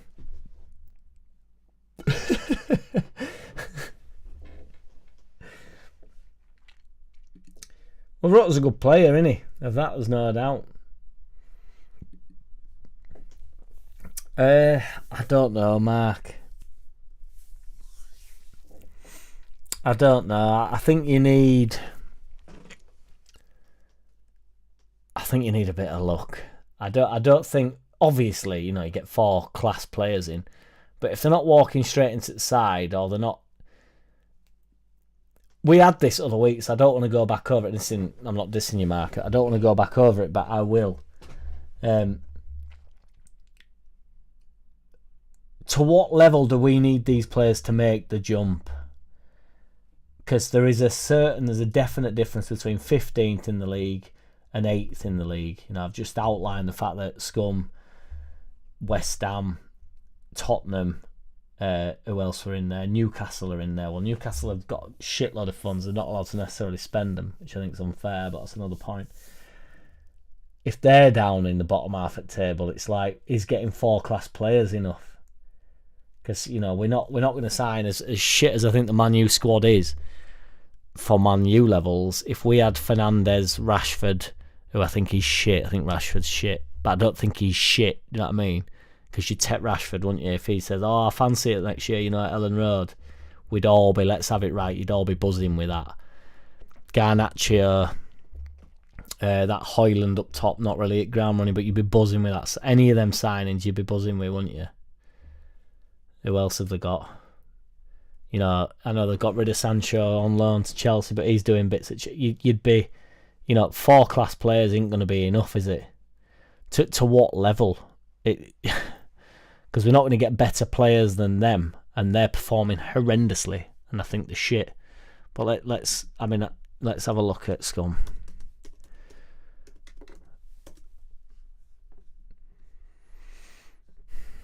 So probably this is the wrong game to pick unless he's put a strong starting lineup out. Well, actually, no, it's a better game to pick. So they've played Victor Pleasant tonight, who, having a quick scan through the side, I don't know a single player from that team. And in that side, they've got Onana in net, who's shit, but again, for all the Meslier haters, you'd be all over. They've got that Delict at centre-back with Martinez, who's a World Cup winner, who have both been a bit shit. Martinez has had good patches. Mazraoui, who I do not know. Then at wing-back, they've got that Darlow. Again, Darlow's probably been one of their better players, but you'd be all over that. Malashia, which I recognise slightly, but I'm not going to talk about him because I don't really know about him. Casemiro, who is arguably one of the best older midfielders of the past 10 years. Bruno Fernandes, who again, gets every now and again compared to De Bruyne, which is such an insane comparison. I don't think he's anywhere near that level, but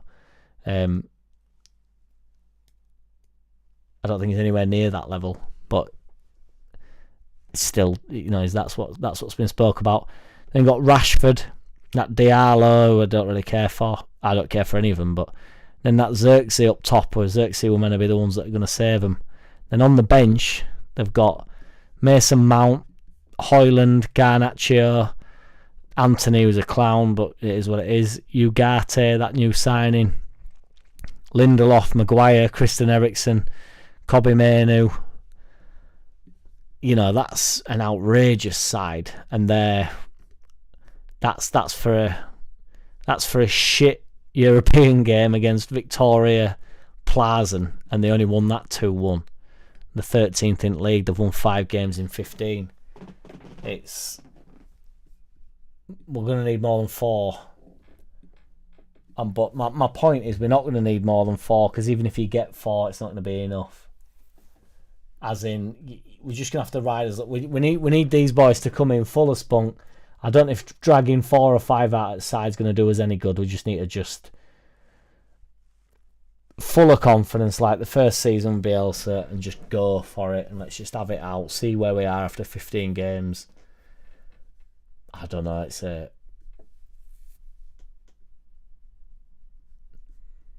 I don't know.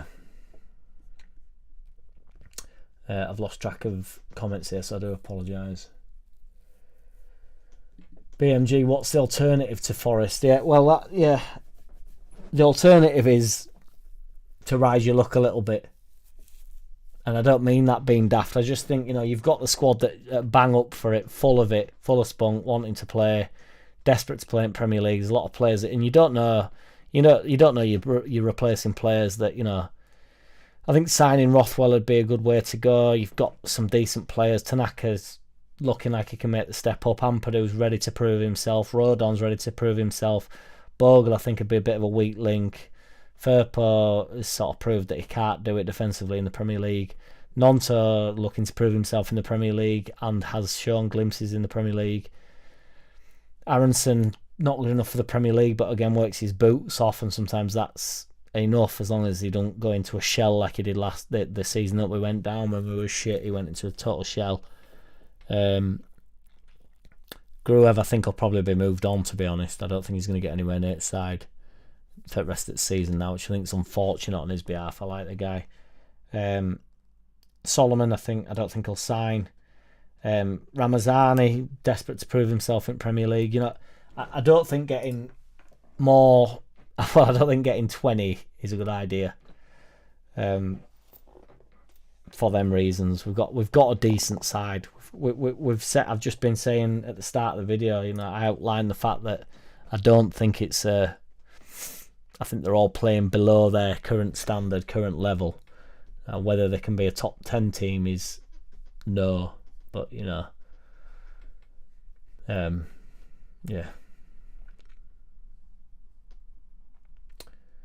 Bielsa was beaming after that win at Man City. Certainly was, CB. It was tremendous. He had, because he got when they were celebrating, his glasses got banged into, didn't they? And they all went off skew with. And he the best thing about that was he still had them on week after, and he had a bit of tape on him, didn't they? And they were still wonky on his head. What a bloke! What a bloke! Bang on par. But when we change managers and nothing changes, they will do the vanishing act. Can't get involved with trolls, boy. Who's the troll? What's happened? Have I missed something here? I need to go to the front. Shit, I've missed loads here, boys.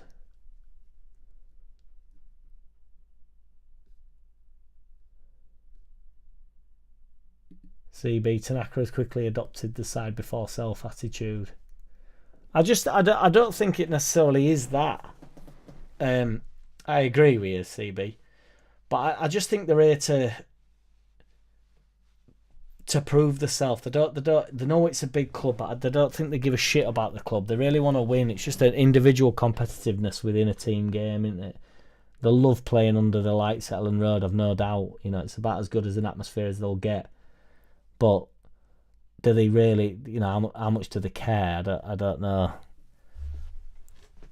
How much do they care about Leeds United? I think Tanaka will probably be out the door if a big club comes in, or if any Premier League club comes in. I think we'll keep all of them. PMG baiting me again with this. I think we'll keep all of them when we get promoted. I don't think any of them will be moved on, but then I think the year after next they'll come in because they'll have a look at them. You're basically getting the Premier League teams are getting a free look at players like Tanaka. When we come up, they're in the Premier League for a full year. They get to have a good old look at him. They get to go from there afterwards, don't they? And go, well, I think he can actually do us a job at wherever, West Ham or at Man City, depending on how good he gets on. You just literally got yourself in the window. And if we're shit and we finish 17th and stay up, it doesn't really matter to Tanaka as long as he's performed at the level, as long as he's one of the 4 players where you go, that's who kept us up. Like Rafinha ends up going to Barcelona and ripping it up, because he was viewed as somebody that kept us up, and he was viewed by me as one of the players that kept us up. Do not get me wrong. Phillips wasn't viewed as, a relegation battling side. That's not. He got viewed as he's one of the ones that kept him up. He was a good part of Leeds United, whereas Dallas, who was an excellent part of Leeds United, just as Phillips was viewed as a player in a struggling Leeds United side. Do you know what I mean? That's not a diss to Dallas. It's just, the ceiling's not as high. Well, the ceiling in his house might be huge. I have no idea, but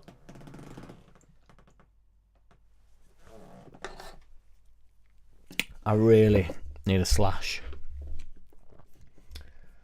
That door knocking's got me all knock knock.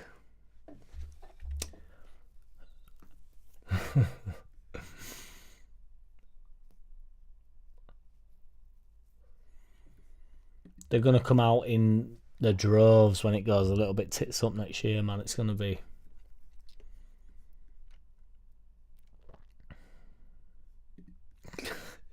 Bertland. I always say Bertland and it's Bertland, so I do apologise.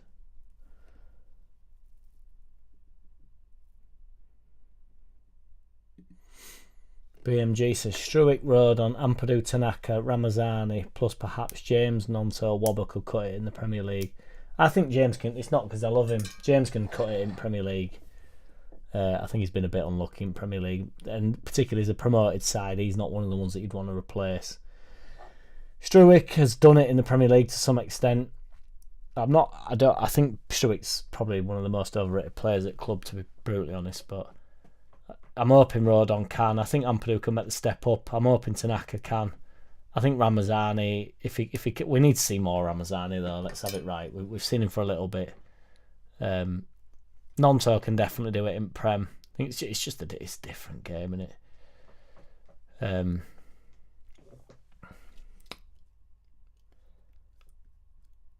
Yes, BMG. Cheers for tuning in, dude. It's 10 to 10 over here, so thank you for tuning in, big lad. I appreciate you. Oh, Bertland, I don't know whether I can put that on my, because I don't know what that is, but I can only presume it's not great.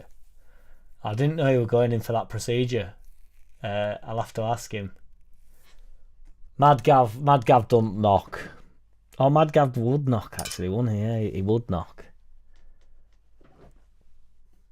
Yes, he would. I need a piss. I'm gonna have to run for a piss, boys. But I feel as though I'm gonna lose you all. So you're holding my pissing.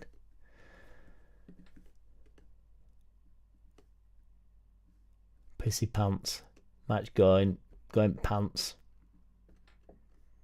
Yeah, we've got Arrogate Town, haven't we? In Fack Up. Mark, I don't know if I thought I clicked on that. Yeah, I'd go to that, but I hate it in Arrogate. I used to work there, and I'm not going back there. Oh, it's at home, isn't it? That. It's at home. I will go to that. It'd be mint, to be fair. It'd probably be easy peasy to get a ticket as well, to be fair. That's just the type of game, though. It's like, I know we can't lose that game, won't lose that game, but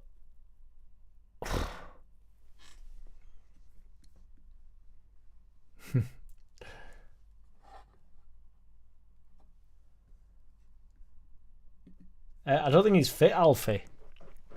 I think he'll come back into the side. I don't know if he's our best winger. I personally think Dan James is our best winger and my favourite winger. But I just don't think he's fit, to be fair. I think he'll come back in. People are saying, oh, I can't believe he's not getting game time and stuff. It's like, well, I don't think he's fit. Somebody put on Twitter the other day, well, we haven't used this for a while, so let's get it used.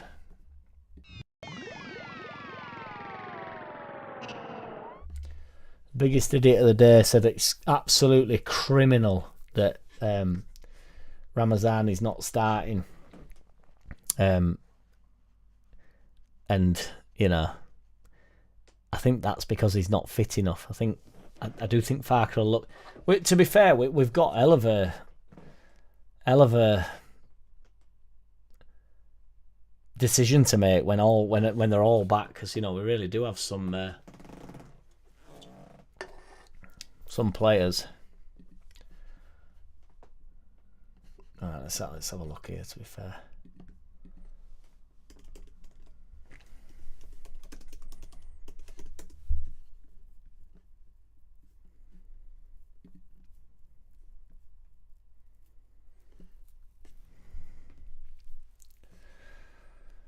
If I lose you, guys, but I'm going to have to go for this piss.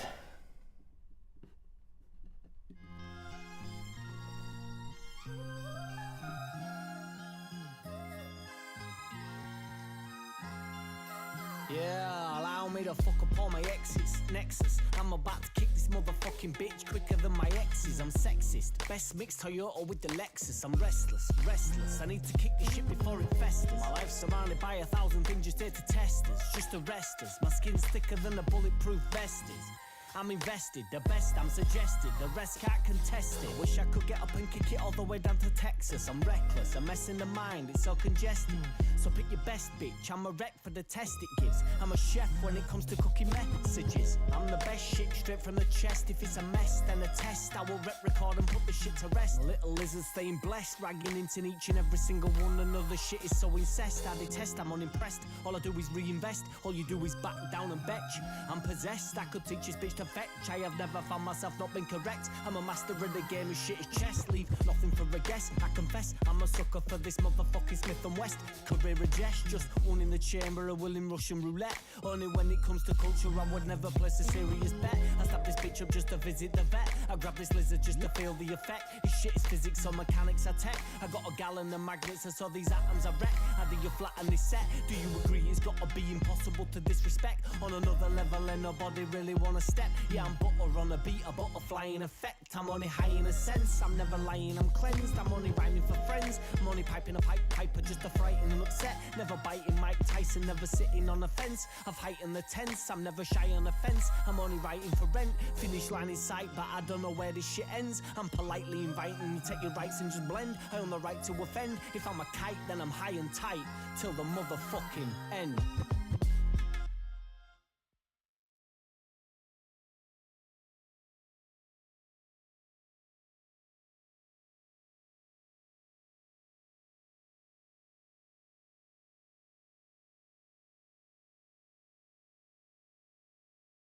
Yes, we're back. Back at it. Oh, I feel, honestly, immeasurably better now. And I only lost about 6 here, I think, during that. So thank you very much.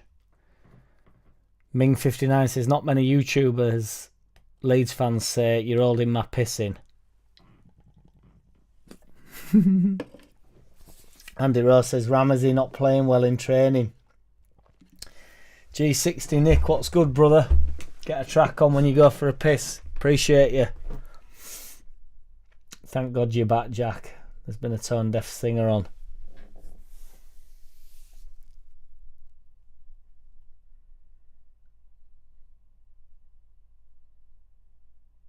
Cuts deep, man. Cuts to the core. Do you see my pain? Because it runs deep. Should share it with me. Yes, CB. The mad ramblings of a nutcase. That's what that is. That's what that goon is. Do you know, it's more difficult than it would seem, Andy. But, you know. Could actually do some sneak previews, but I'm not going to.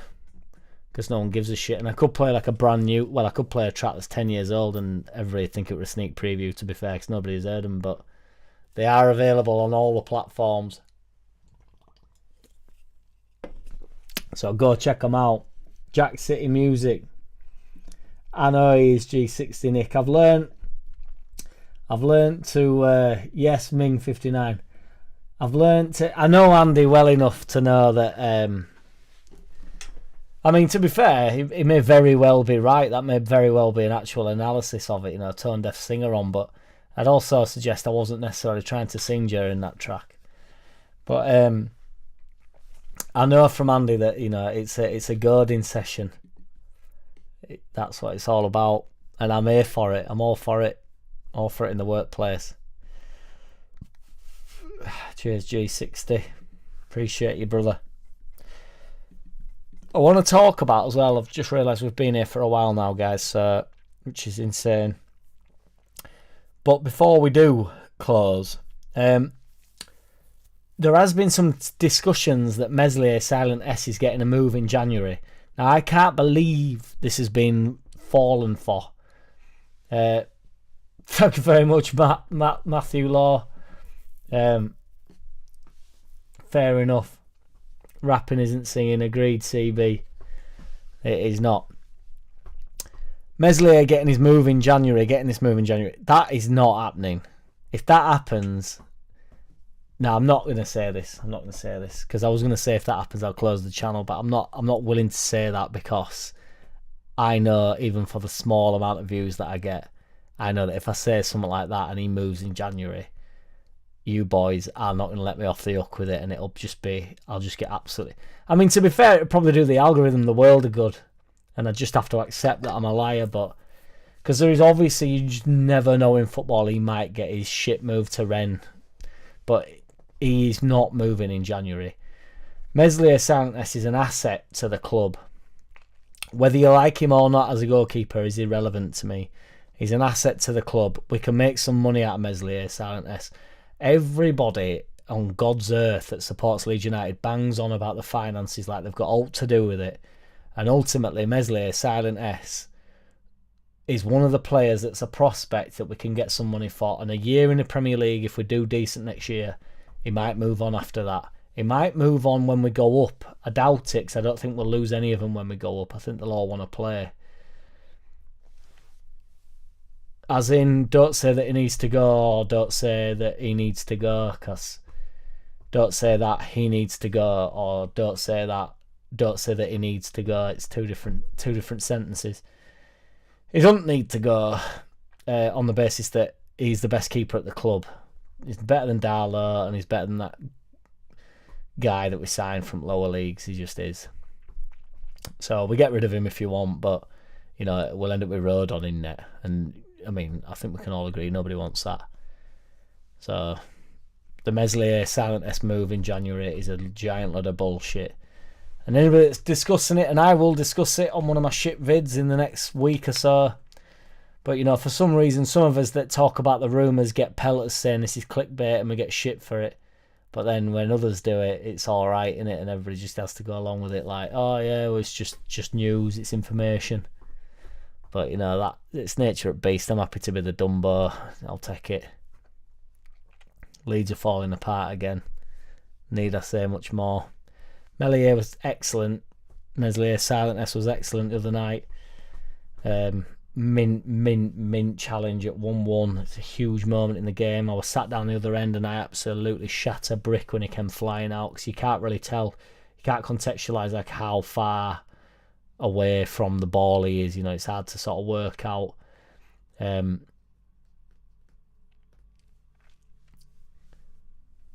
No, Matthew Law, it's honestly the club will not let this slip. They will not let Meslier Santos slip. It'd be a huge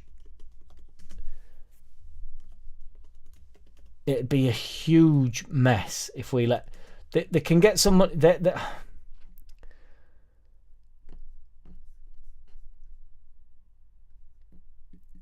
I mean, he's nowhere near end of his contract, in fairness. It's 2026. So he's well off that. See you in a bit, CB. I'm stopping soon anyway, so cheers for tuning in, man. I proper appreciate you, brother, as I do you all, but... G60 Nick says he's good, he's just the scapegoat when we lose, like Bam Bam was. They don't know how bad it would be with a new keeper mid-season. That would be mad. It's utter madness, man. It really would. And just, again, news always better, so bring someone in, we'll be alright. Like, it's just bollocks. We brought Darlow in, but you see, I get ridiculed for this statement. We brought Darlow in thinking that Meslier Santos were leaving, and he didn't leave, so we stick with Meslier Santos because Meslier Santos is the best keeper at the club. And then everybody was saying, oh, but Darlow. And then when we realised that Darlow wasn't as good as Meslier Santos, and nobody's even trying to argue that Darlow's better than Meslier Santos now it's like I'm an idiot for suggesting, well, we brought Darlow in to replace Meslier Santos, because that is why we brought Darlow in. Safe pair of hands, all this shit, he'll get us back up into Premier League. And now everybody's saying, oh yeah, but I'm not on about Darlow. It's like, yeah, but you was on about Darlow until you realised that Darlow wasn't as good as Meslier Santos. And this is not a diss to Darlow, you know. I couldn't care less. It's just the point. The point remains that Meslier is the best goalkeeper at the club. Don't knock the clickbait. He got 3,500 views the other day. Certainly did, Andy Rowe. So no, the clickbait will remain. The clickbait stays in. My favourite comment was my top two hitters are don't do the clickbait, mate. You're better than that. Which, as I've said in my responses before, no, I'm not, and the clickbait will remain. And it's not clickbait because I do discuss the topic. You know, if it's in a news article, I'm going to talk about it. That's one of my favourite ones. The other one is I've only had him once. I don't know where he's gone, but he put clicked on this video, realised it was this guy, clicked off this video. Like, bang! Like, just hang about a bit, mate. Never met a man like it. You ain't getting better than Mez, says Joe Depp. Love it. Good money, but it's 15 million that much nowadays? No. Mark Bradley, no, it is not.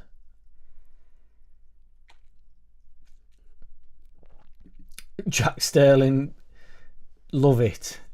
Truly. And particularly, you know, whatever you say, with how we're going, like, changing a keeper mid-season is suicide. We're granted, we're now second in the league, but by the end of December, I believe we'll be top. And you want to, I know you don't, Jack, and you want to change the keeper. It's like, are you pissed? Well, I am. No, Darlow was a cheap stopgap who wasn't bothered with playing guys ancient.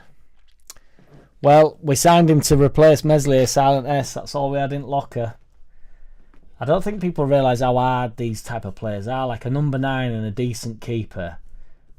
These boys don't grow on trees.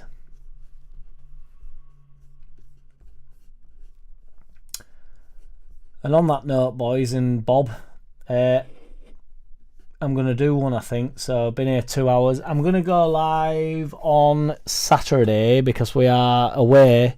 But I'll be struggling at work. It might have died down a bit, so I might be alright. So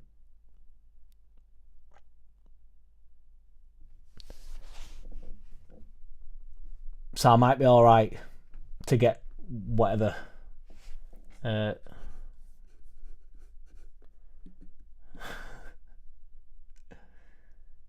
But yeah, like when I put a poll out and everybody just said, "Oh, just go live as soon as you get home." So as soon as I get a stream, I'll just go live if that's alright with you boys. If you want to join me, don't worry about it. I also made a joke the other week saying I'm now in competition with Just Joe on away games to try and beat his watch-alongs. And then somebody had a go at me for saying, likes this video until you mention Just Joe, which is madness. Just Joe's a nice lad. You don't have to watch his channel. With, you know, you can watch mine safe in the knowledge that I like the guy. So don't worry about it.